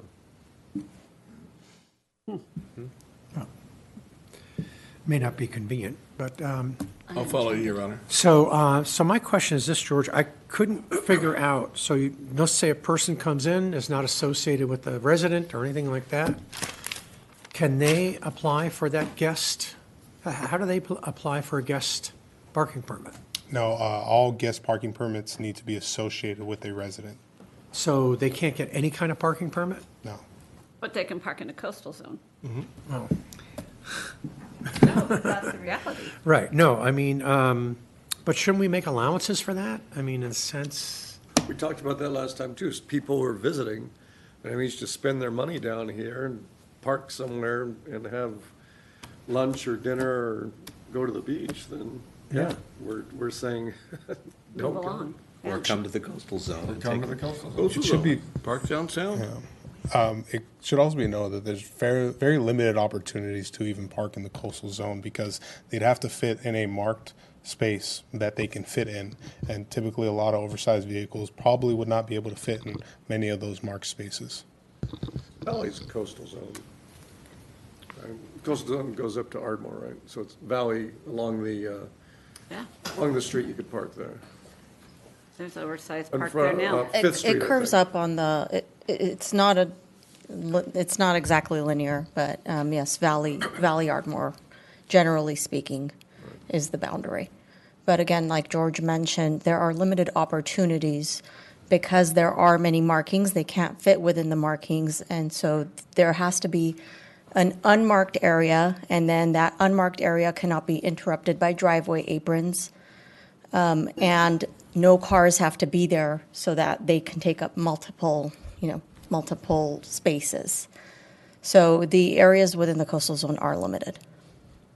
Okay. I thought the coastal zone was mostly Highland. Everything No, west of Highland?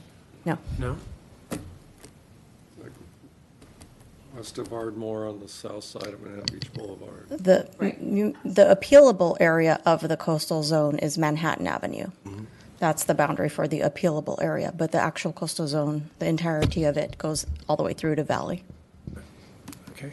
Councilmember Montgomery? Your Honor, just a question for George. George, when we talked to the district, they talk about the area in Begpool to the west side of Begpool? Have they had any issues with RV parking? I saw one the day, but it must have been a day pass person lost.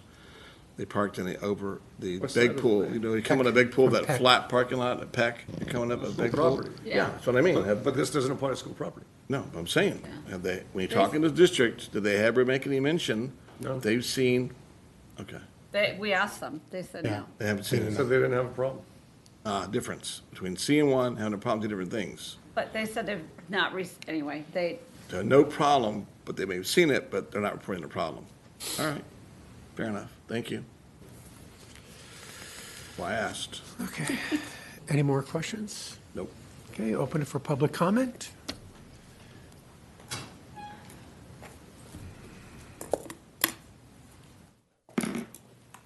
Rita Crabtree Kumpa. Honorable Mayor, Mayor Pro Tem, and Honorable City Council members. So a couple of questions just got brought up. So if we go ahead and post an additional 35 signs around town that says you can't park here, but somebody looks into it and says, oh, but I can park in the coastal zone, so are we for free whenever I want? Or a resident even, doesn't want to get a permit or pay for it and says, oh, well, I can park on Ardmore or Valley. That's concerning. It's a red flag to me. I don't want to have Ardmore and Valley congested with a number of RVs because individuals either don't get the opportunity to purchase because they're just visitors, or they don't want to purchase. The other red flag that I think I heard in the report was, so if you park your RV and you're visiting from New Jersey, you can park your RV for as long as you want for free overnight, so you can now live in your RV. That would concern me as well. I don't want to bring attention to, like, oh, here, green flag, you can park here for as long as you want. You can sleep here overnight. So I feel like we need to answer a few more questions before we move forward with approving or saying, getting any permit issues. If people are using them, keeping them on their land, and they don't need to put them on the street except for the one day that they have to, suit it all up to go, they don't want to pay $65 or $100 a year. So it's not making sense. So I'd like to know a little bit more about those questions. Thanks. Mm-hmm. Your Honor, can I have a follow-up question of staff on that point? I mean, what would the signage be if we can't tell them that they can't park in the coastal zone, so that has to be excluded from any signage? Are we creating more problems here than we're solving? Well, the signage would basically say that, no parking, no oversized vehicle parking without a permit, and it would reference the Manhattan Beach Municipal Code, which already has a reference to the coastal zone application. And one thing I do want to say in terms of, one thing to recall is that we do have the 72-hour rule that's always in effect as well. So regardless of any car, whether it's oversized or not, is that the rule where they can move 3 inches and it's another 72 hours?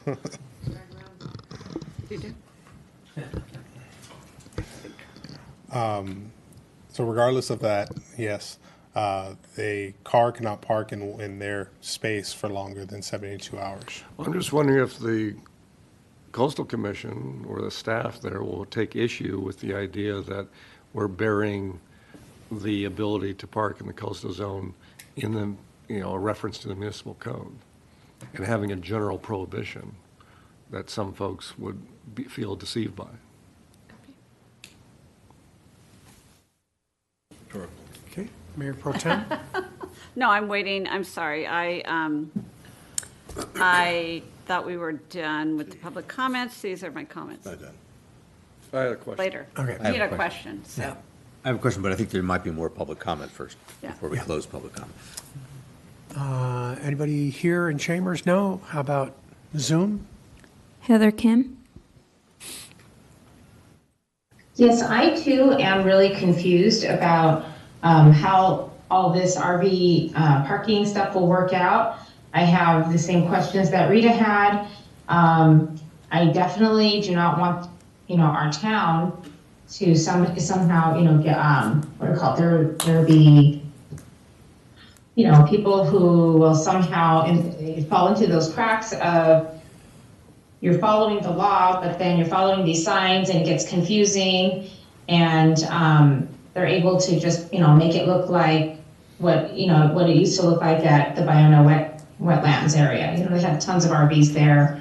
I'm glad you are adhering to the 3-day rule, but like someone brought up, you can just move it a little bit or erase the chalk, as I've seen people do, and then you've got another 3 days. So I have a lot of questions about this, and I know that it was intended, it had a good purpose, but then now as we're kind of going through this and I'm hearing this more, maybe there really wasn't a problem. If we just actually enforce the laws that we have, then it's not really an issue, because I don't see an RV takeover in Manhattan Beach. So I don't want to create a problem now when there really isn't one anyways. I don't want to encourage homelessness and, in the RVs, but I don't know. I'm just really confused about this the more I'm hearing about it. Thank you. Thank you. There's no additional request on Zoom. Okay, so we'll close public comments. Discussion, Mayor Pro Tem Howorth. Yeah, thanks, Mr. Mayor. I want to try to, start this off. I want to thank staff for bringing to light kind of the unintended consequences of the well-intentioned efforts to respond to residents' concerns at one point. I believe, and if I'm wrong, please let me know. We were getting some emails about the difficulty in dealing with some RVs that have been parked, a few RVs that have been parked, I want to say on Ardmore. And the police, there's a 72-hour rule or code enforcement, were they enforcing it? We didn't want this to become like Bayona Creek and welcome that, if you will. We wanted to have some laws and codes in place. And so we were responding to that. And at the time, I believe, I did raise a lot of questions because I don't think I knew it at the time, but I knew that we were going to be moving down a path that wasn't really going to do what we needed it to do. Because remember, these codes don't even apply to the school district property, which is one of the places that we got a bunch of emails about. I think it was, I want to say Grandview or something, that there's a van or an RV parked there over the weekend. And, I don't think that the ordinances as proposed are going to do what we need or want them to do. And I think that we have something in place. As Councilmember Napolitano sort of pointed out, we're sort of punishing residents who enjoy the RV recreational lifestyle by making them get passes, and others can just come and park in the coastal zone and, whatever. I also think we are saying that we're not welcoming to people who might want to, drive through town and park their RV or their van and go spend money downtown. And I think the Coastal Commission might look at that and be a little bit upset by that. So I'm not in support of this going forward, but I do just want to say that we were, as a council, I believe that we were trying to allay some fears and head off something before it became a problem. And I think it was, frankly, directed at unhoused individuals who might, be renting or owning a van. But I don't think this is going to solve a problem. And in fact, the irony is this weekend, my husband and I will be pulling up a small Winnebago to the back of our house to load it up for our trip. We have a house sitter for all of you watching. Anyway, I just haven't realized that. But anyway, so we don't have a permit and we're only doing it overnight. So now I'm all worried. Anyway. It's not in effect yet, so. Yeah. Okay. There you go. So I actually, we got to remember though, that a key part of this is the size of the vehicle. So if it exceeds 22 feet in length, 7 feet in width, and 8 feet in height. And I think that's what we want to go ahead and control as well. So if there is an oversized vehicle, and I don't know, would that apply to the coastal zone as well? If it's, well, no, this is our restriction, so it would not apply in the coastal zone, but at least in the rest of the city, you'd have a very large RV and they would be prohibited. So I think that in its own right is worth it for this ordinance. It's making people cognizant, I think. I'd love to have an idea of how many vehicles this applies to, owned by owners that would actually bring it to their home, like we just heard here, but that it be oversized. We do know in this age of social media, these cracks, these gaps in codes are exploited by people. and they can be very problematic. I mean, moving at 72 hours, what does that mean? They just move at one rotation of their tires, and then they back it back up.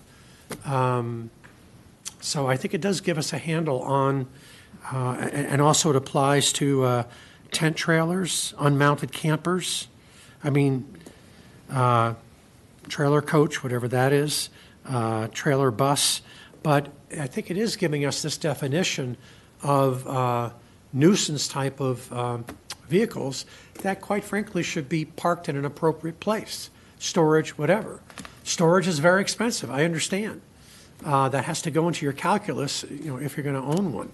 But you're not going to have, we don't want you to be making it an issue in your neighborhood.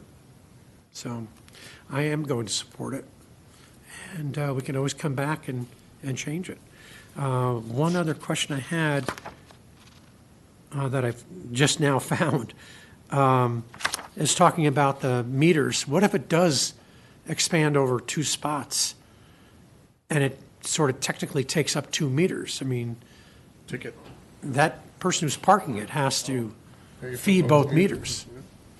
Or would it disqualify it because it's too long? Can you feed both meters? This would be the question. Good evening, Mayor and members of the City Council. I'm Emre Zanvliet, the City Traffic Engineer. Simple answer is the code does not allow an oversized vehicle to overpark more than 1 parking space. All parking meters are 1 parking space, and so that would not be allowed. Okay. And with or without a meter as well? A marked space? With or without a meter, correct. Right. Okay. So, all right, gotcha. Thank you. Okay, Councilmember Lesser. I think we need to be very cautious before we adopt a whole new regulatory scheme that will apply to all of our residents and visitors alike when there is some confusion. There's some confusion in what this code means and how it will be applicable. We don't even know how many spaces are even reciprocal or are available for oversized vehicles in the coastal zone, to which this ordinance would not even apply, even though it would apply to the rest of the city.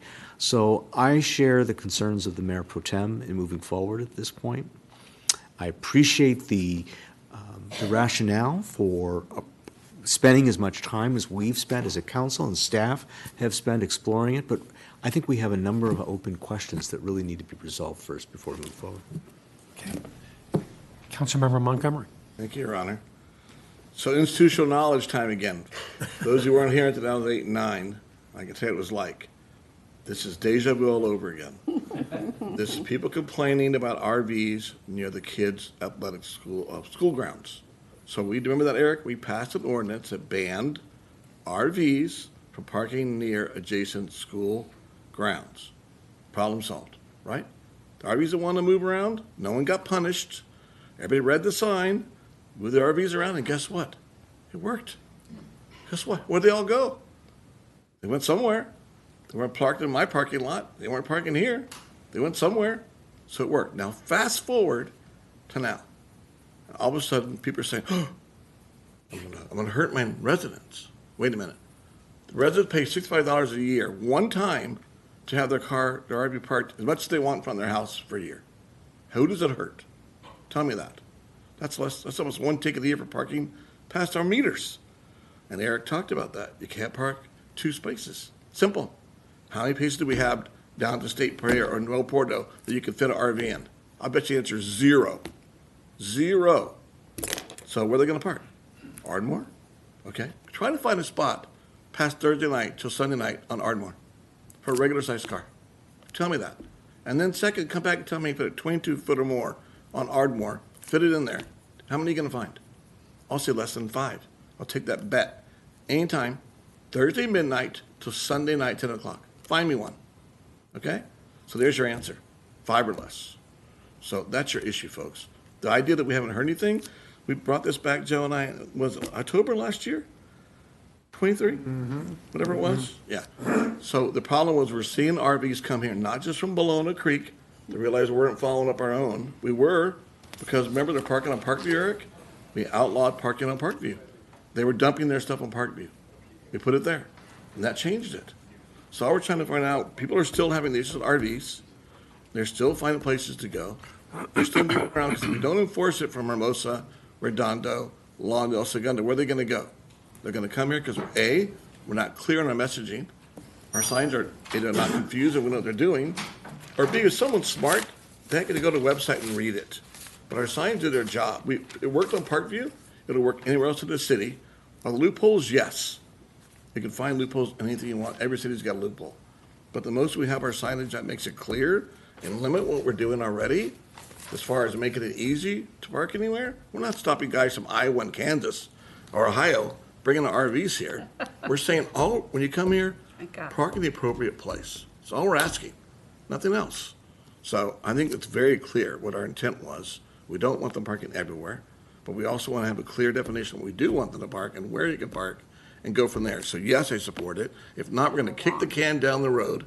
And a year from now, when it gets worse, we're going to remember this, that we did nothing but sit in our hands, even though we had the right intent because we're too scared to do it. Thank you, Your Honor. Okay. Councilmember Napolitano? Thank you, Your Honor. I'm neither scared nor confused. There's one. I can see it both ways. I'm not confused over it. I just question, given the limitations that have been put on us by the Coast Commission and I would also say the school district, in not applying it to the school district property, that it does cut down where we can enforce this and enforce it with meaning. On the other side of it, though, we're one of the only cities around here who doesn't have this kind of restriction. All our adjacent cities do. And so that directs things our way too. So, I'm not afraid to go forward with this, but I think that it should be evaluated at a certain amount of time. I would rather describe this as a pilot project for 18 months and have staff bring back a report on what the effectiveness is. Are we seeing more RVs in the coastal zone? Are we seeing RVs in other areas of the city where they're not supposed to be? Are we dealing with them at all? How many permits are issued? What kind of effect are we having on our residents? Are we getting pushback from them? Are we having people come in and play games with moving their car every 72 hours and everything like that? So I would like to turn this into a pilot project, 18-month review by staff, bring it to council, and council can either decide to maintain it and stay going forward with it or make changes as appropriate at that time. Sorry about my voice. Okay, Mayor Pro Tem? Yeah, I appreciate the way you're kind of trying to bring it all together because I think I would support a pilot project and I would want us to give, I liked all of your suggestions for metrics and things to examine because, to both of my colleagues' points, I think the problem we were trying to solve, we want our community to be safe. We were trying to avoid, it's not avoiding the casual person coming to visit or loading your car. It's when suddenly somebody appears and they don't move it and, you wonder who's there, et cetera, et cetera. So it wasn't well-intentioned. Don't get me wrong. I just, the unintended consequences are something that none of us knew would be there. And so now that we are informed, that's what I was responding to. I'm willing to try some sort of pilot project, but I do think we have to pay attention. Just make it a pilot project, for sure. Okay, Councilmember Lesser? I guess I would want to ask staff whether this lends itself to a pilot project, because we're talking about requiring permits for all of those that have oversized vehicles, and then also then have the limitations that you, Councilmember Napolitano, brought up about visitors and it not being clear on how they would obtain permits and where they could park. So I think I would like to ask staff just a little bit about the logistics of a pilot project. Through the mayor, may I? Yes. Please. So we haven't seen it implemented as a pilot project. That being said, the council should be aware of certain capital expenditures in terms of signage that we would be removing, putting it back up. It doesn't mean it can't be done. It just means that, we haven't seen a permit program done in a pilot fashion. Let me rephrase it. Yeah. Everything council does is a pilot project if they repeal it later. Very Thank true. you. So regardless of what you call it, after 18 months, I'm asking for a report back on the metrics involved here. Call it a pilot project, call it a change, and like I said, it stays the same after 18 months if the council says, yeah, this is a success. If it's not a success and there's pushback or it's totally ineffective, then council can reassess at that time. But that applies to everything that we do. What would? Councilmember Montgomery? I was just going to say, Your Honor, I'll make a motion. You guys comment after it. Make a motion. A motion is just that. I don't want to call it pilot. I knew where Steve was going with it. It was just that I want to see where we are with the idea of 18 months and look and see what's changed. But it will do two things. My motion is that we do this, but we'll stop being a magnet. Is the only city that doesn't have a strong ordinance, number one.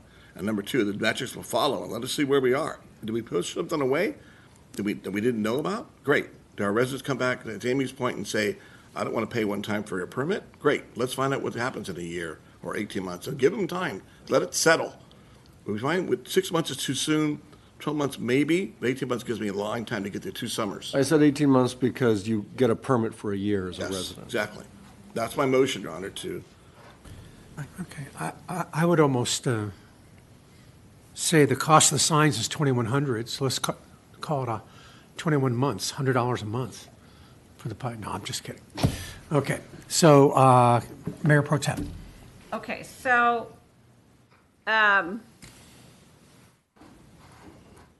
what will we be measuring at the end? Well, not the end. What will we be looking back on in terms of success? Is it going to be residents say, not complaining about having to get a permit? Or will it be no RVs left unattended? I want to know what we think.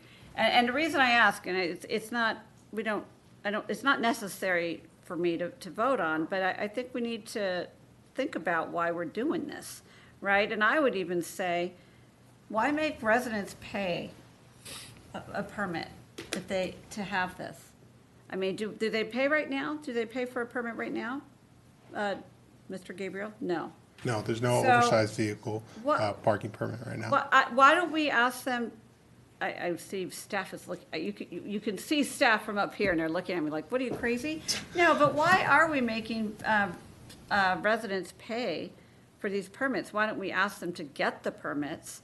I know that will cost. There's a cost, right? There's a cost to staff. I get it, but I don't want to make residents pay for this. Why do we have residents pay for block parties or anything else? But we haven't made them pay in the past for this. But you have no ordinance. Correct.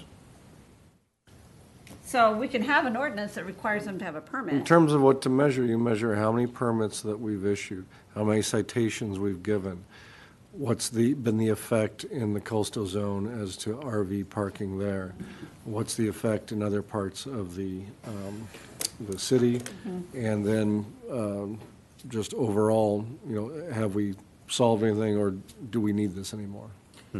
Okay. As an introduction. Yeah, no, I actually really appreciate you laying it out like that, and I just thought I'd float it. I get that it will cost us some money, but we're charging residents. We haven't charged them before for that, so. Councilmember Lesser? I'm trying to get my arms around supporting this, and I guess I want to go back to some of the open questions that we initially had. One was, what do visitors do? What are visitors supposed to do if this only applies to guest permits? Any of my colleagues have an answer to that, or do they look to city staff? I think most people that actually have an RV, the ones that wrote to me, they actually know before they go somewhere, they read about where they're going. Research on the website, and it says, RV owners, bang, stop the police for a city permit. Here it is. Here's the guest overnight. Here's what you do. Here's places you may be able to park. That's what they read before you go. They don't show up one day and drive and say, I want to pull over here and just park my RV here. They actually do research before they showed up there. Now, these are the ones that plan their trip. I'm sure not all of them are going to be like that, but most RV owners driving to a new location research where they're going to go first. Second open question is, how many spaces are we talking about in the coastal zone and where are they located? To what extent is it worth researching that first, or is that not a concern? You just approve the parking study, it'll tell you all that. For $500,000. Yeah. Well, Eric has an answer, I think. There are 68 possible locations to park in the coastal zone. 68. Try to find them. If they're empty. Yeah, if they're empty. There's your big, Yeah. Well, that would be a bummer if there were 68 RVs jammed in different places in the coastal zone, I'm just saying. I would support the pilot. What there's a dearth of is data, and this will give us data. And I think we will find out pretty quickly, or maybe not. Maybe it's not going to cause much of a ripple, because I just can't believe that an RV owner is, has the expectations of coming in off of the 405 and going, I'm going to park down as close as I can to the beach in these little beach towns. But they're certainly not going to find it in Hermosa, and they're not going to find it in Redondo.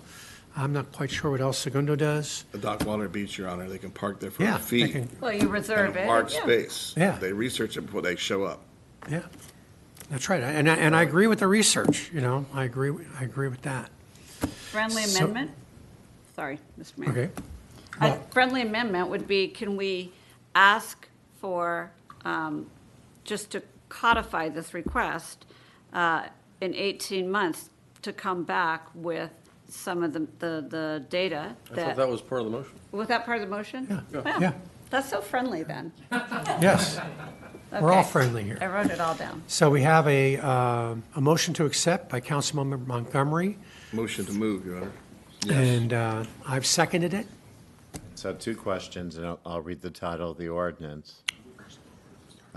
There's 2 ways to deal with the pilot program, and it sounds like you're leaning toward just giving direction to staff to come back with the metrics. 18 months. Okay, the other alternative would be to put a sunset clause in the ordinance, but it sounds like the consensus is option number 1, just give direction to. Right. Okay, so I'll read the title. Okay.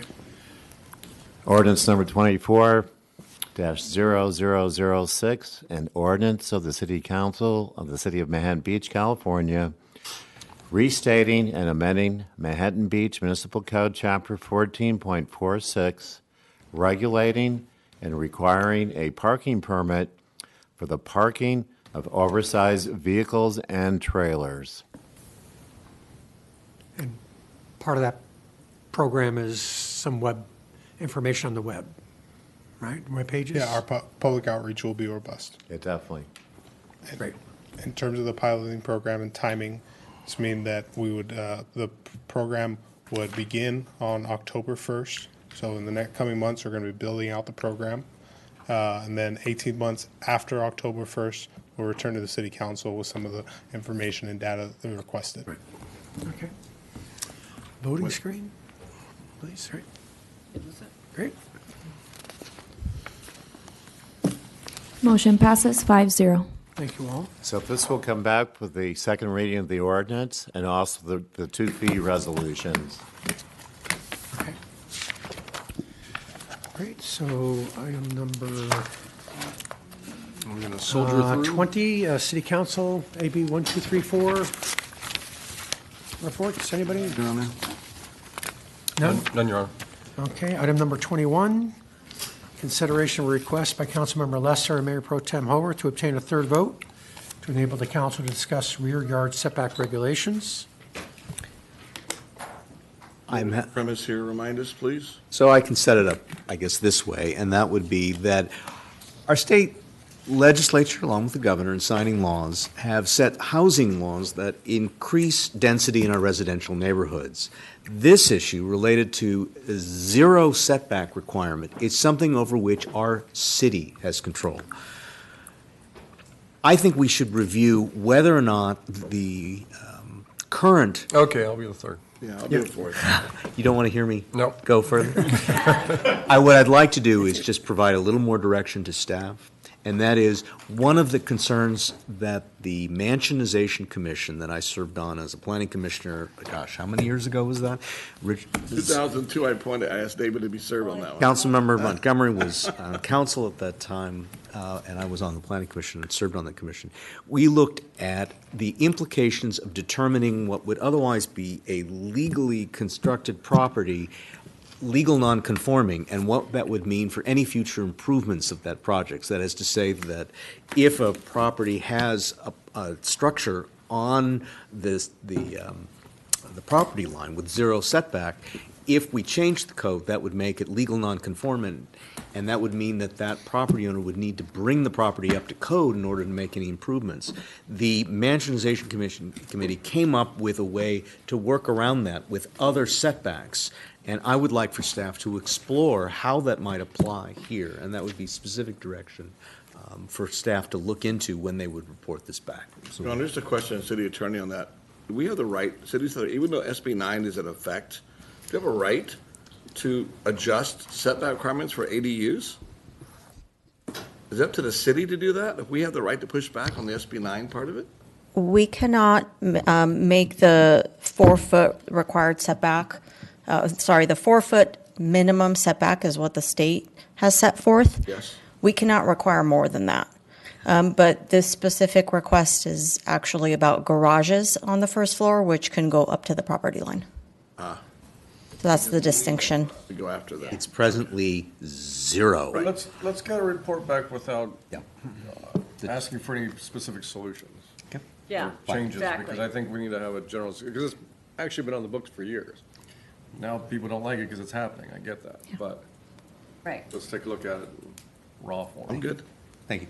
Okay, Thank you. is that good enough? We got Thank the you. third vote? Was that setbacks for RVs? Oh, no, sorry. Yeah. Item number 21, consideration of request by Councilmember Montgomery and Mayor Pro Tem Howorth to obtain a third vote to enable the council to discuss options for a voluntary e-bike registration program. I'll be the third vote. Thank you. Thank you. We need for us to set it up, right? Bruce, we're good? No, we understand. We're talking. All right. Okay. Just an item on that I was going to This is discuss. the naughty and nice list, is that what it is? Is, It's a shame, the public, well, a shame. I'm having a meeting tomorrow, the COG, South Bay COG, I'm trying to see exactly which group reached out to me. They've got an e-bike sticker program where you don't get the sticker, you don't get to park your car at the schools, things like that. So I'm going to be talking with them tomorrow, and I'll just pass that information. Right, because we talked to the schools about that too in our ad hoc, and there's discussions underway. Yeah, I don't know if it's with the same group, but they wanted to see what we did, because it's relatively successful. So I'll add that to it.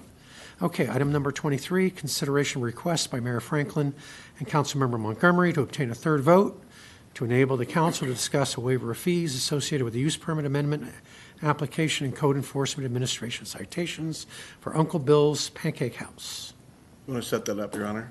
Yeah. Investor, you want to set that up so everybody understands what it is? Do you want to tell them what it is? What the request is? Yeah, I mean, I thought that was.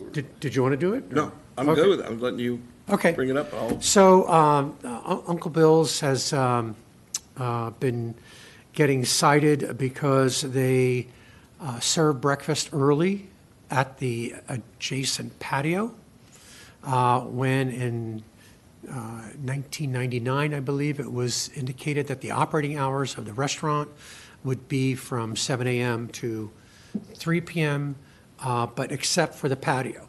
That was to only start at 9 o'clock.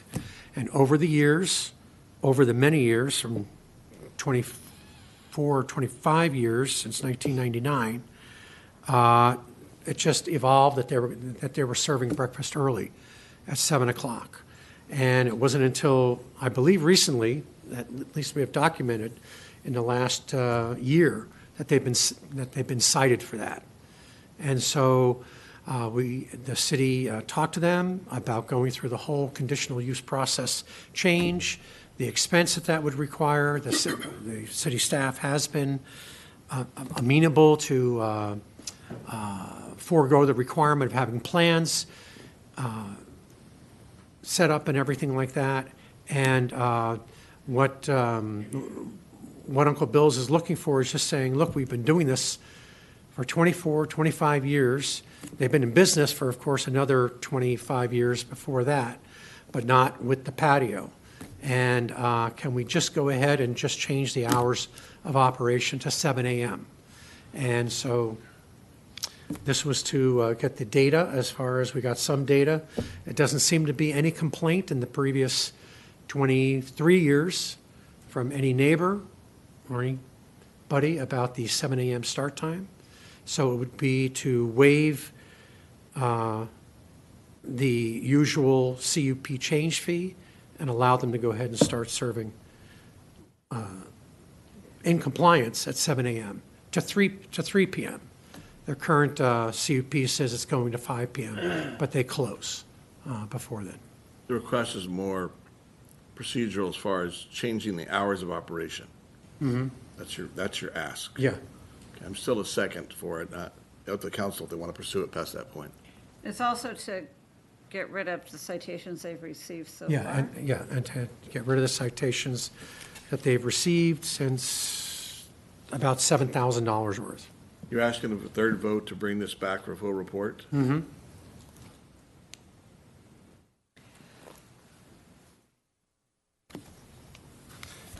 I have a question for the city attorney. What, if anything, can be said about the process here? Yes, so they need to file an application to amend their use permit.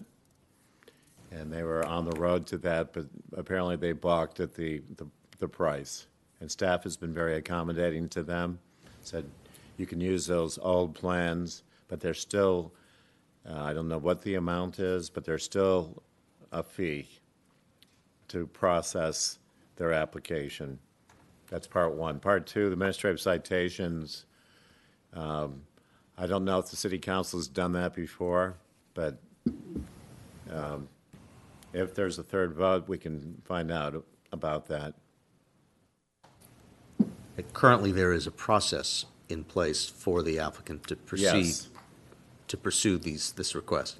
Oh, definitely. Well, with respect to the first one, with respect to the administrative citations, they had a process. They went to a hearing officer. It's too late for them to challenge that decision by the hearing officer. They did go before the hearing officer. They did. On the two of their, I don't know how many citations there are, maybe 5 or 6, I don't know. But definitely on 2, they appealed it.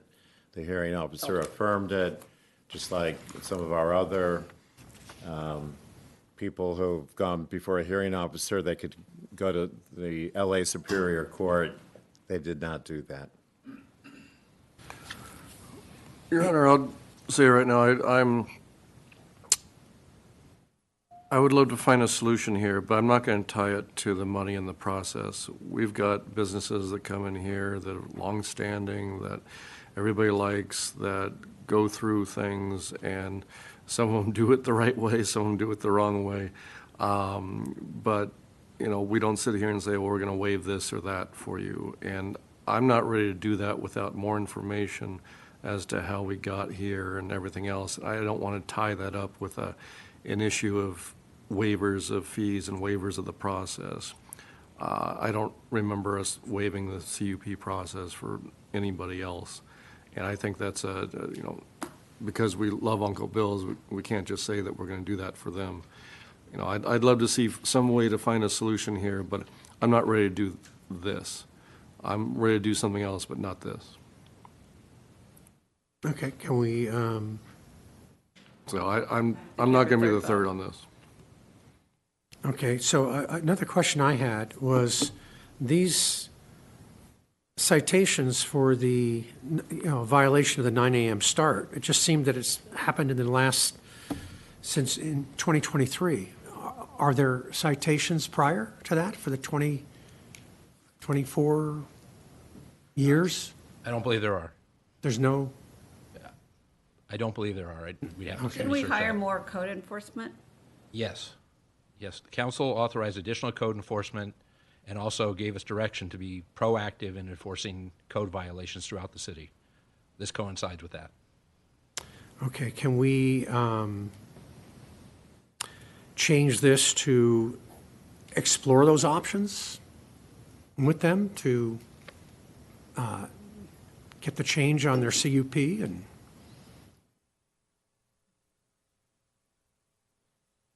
go through the process to make it a officially 7 a.m. start? Patio? Honorable Mayor, we have been speaking to the applicant, and we've provided them very clear direction as to what the process is. This is the same process that we utilize for any change to a condition of approval in a use permit.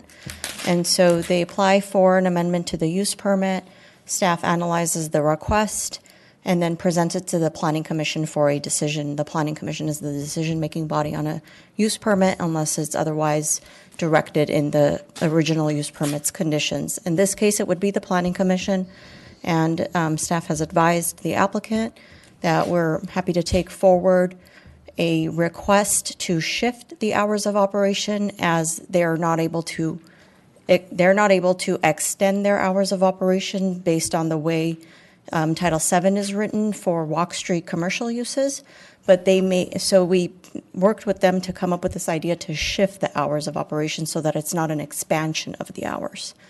And so we've presented them with the path forward, and they submitted an application but have not paid the fees or submitted the corresponding plans. As soon as they do those two things, we can move forward with the process. Okay. And what is that fee? It's approximately $6,000. $6,000? Yes. We are currently processing an application for another business. Same request to change a single condition of approval. Your Honor.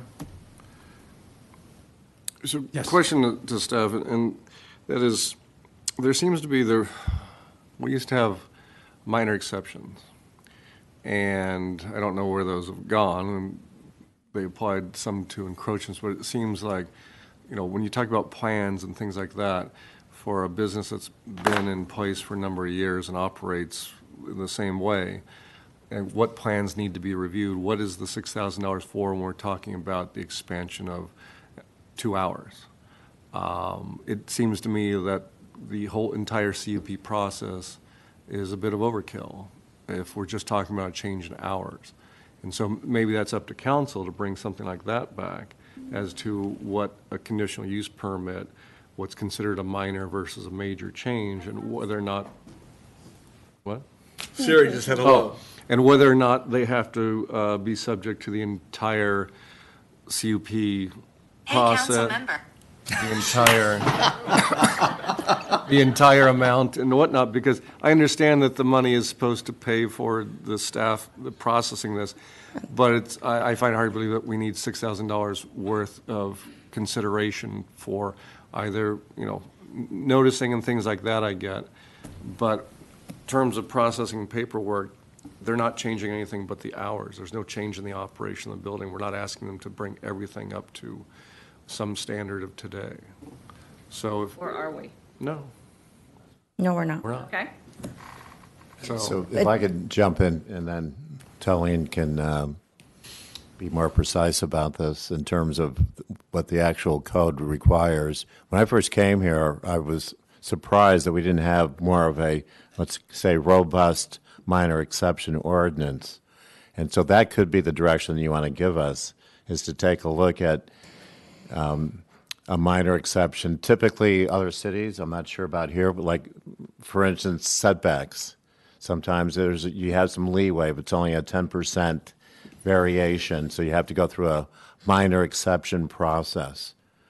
And so maybe you want to consider giving us that direction to see if we can expand that minor exception process. I'd rather address the process and the cost in that than single out a single business and set a precedent where, how can I tell another business? That's fair. No. I'd support bringing it back. So I don't know if we need that. That's a separate future agenda item. Well, two of you have just done it, said bring back the more analysis on the minor exceptions, so that's good enough. I'd like to see from other cities, what is involved in the minor exception, what things are subject to it. Is it hours? Is it whatever else? I don't know. Parking there. And for clarification, we're talking about commercial properties? in terms of this, quote, minor exception? I want to be careful because We we just already- talked about minor exception in a residential context, but now we're talking about a commercial context. We do have a minor exception process for residential, so what we can do is we can look into a minor use permit amendment versus a major use permit amendment. Great. And then the fully burdened rates, obviously, is a Correct. consideration for council, and that would be part of the discussion and analysis, right? Okay. Thank you. But Great, just thank you. another clarification, but this does not address any fines acquired through any code violations. No, that's an Okay. entirely separate That's issue. separate. Okay, great, thank you.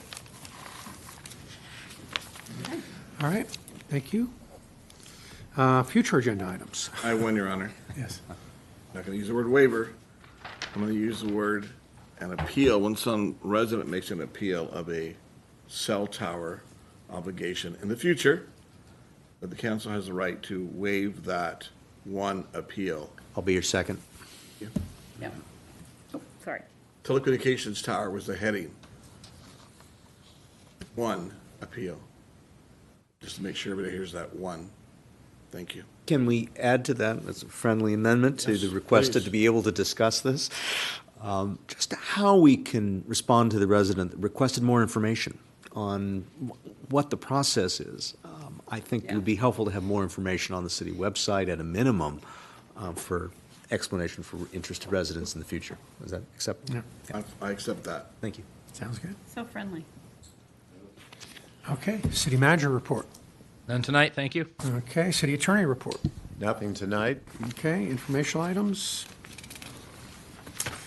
And not hearing any, and so we will be adjourning. All these sheets of paper. We will be adjourning to Hadley Baker. No, that was the pledge. Meeting's adjourned to a closed session on Tuesday, July 2nd, 2024 at 5 p.m. in council chambers. Thank you.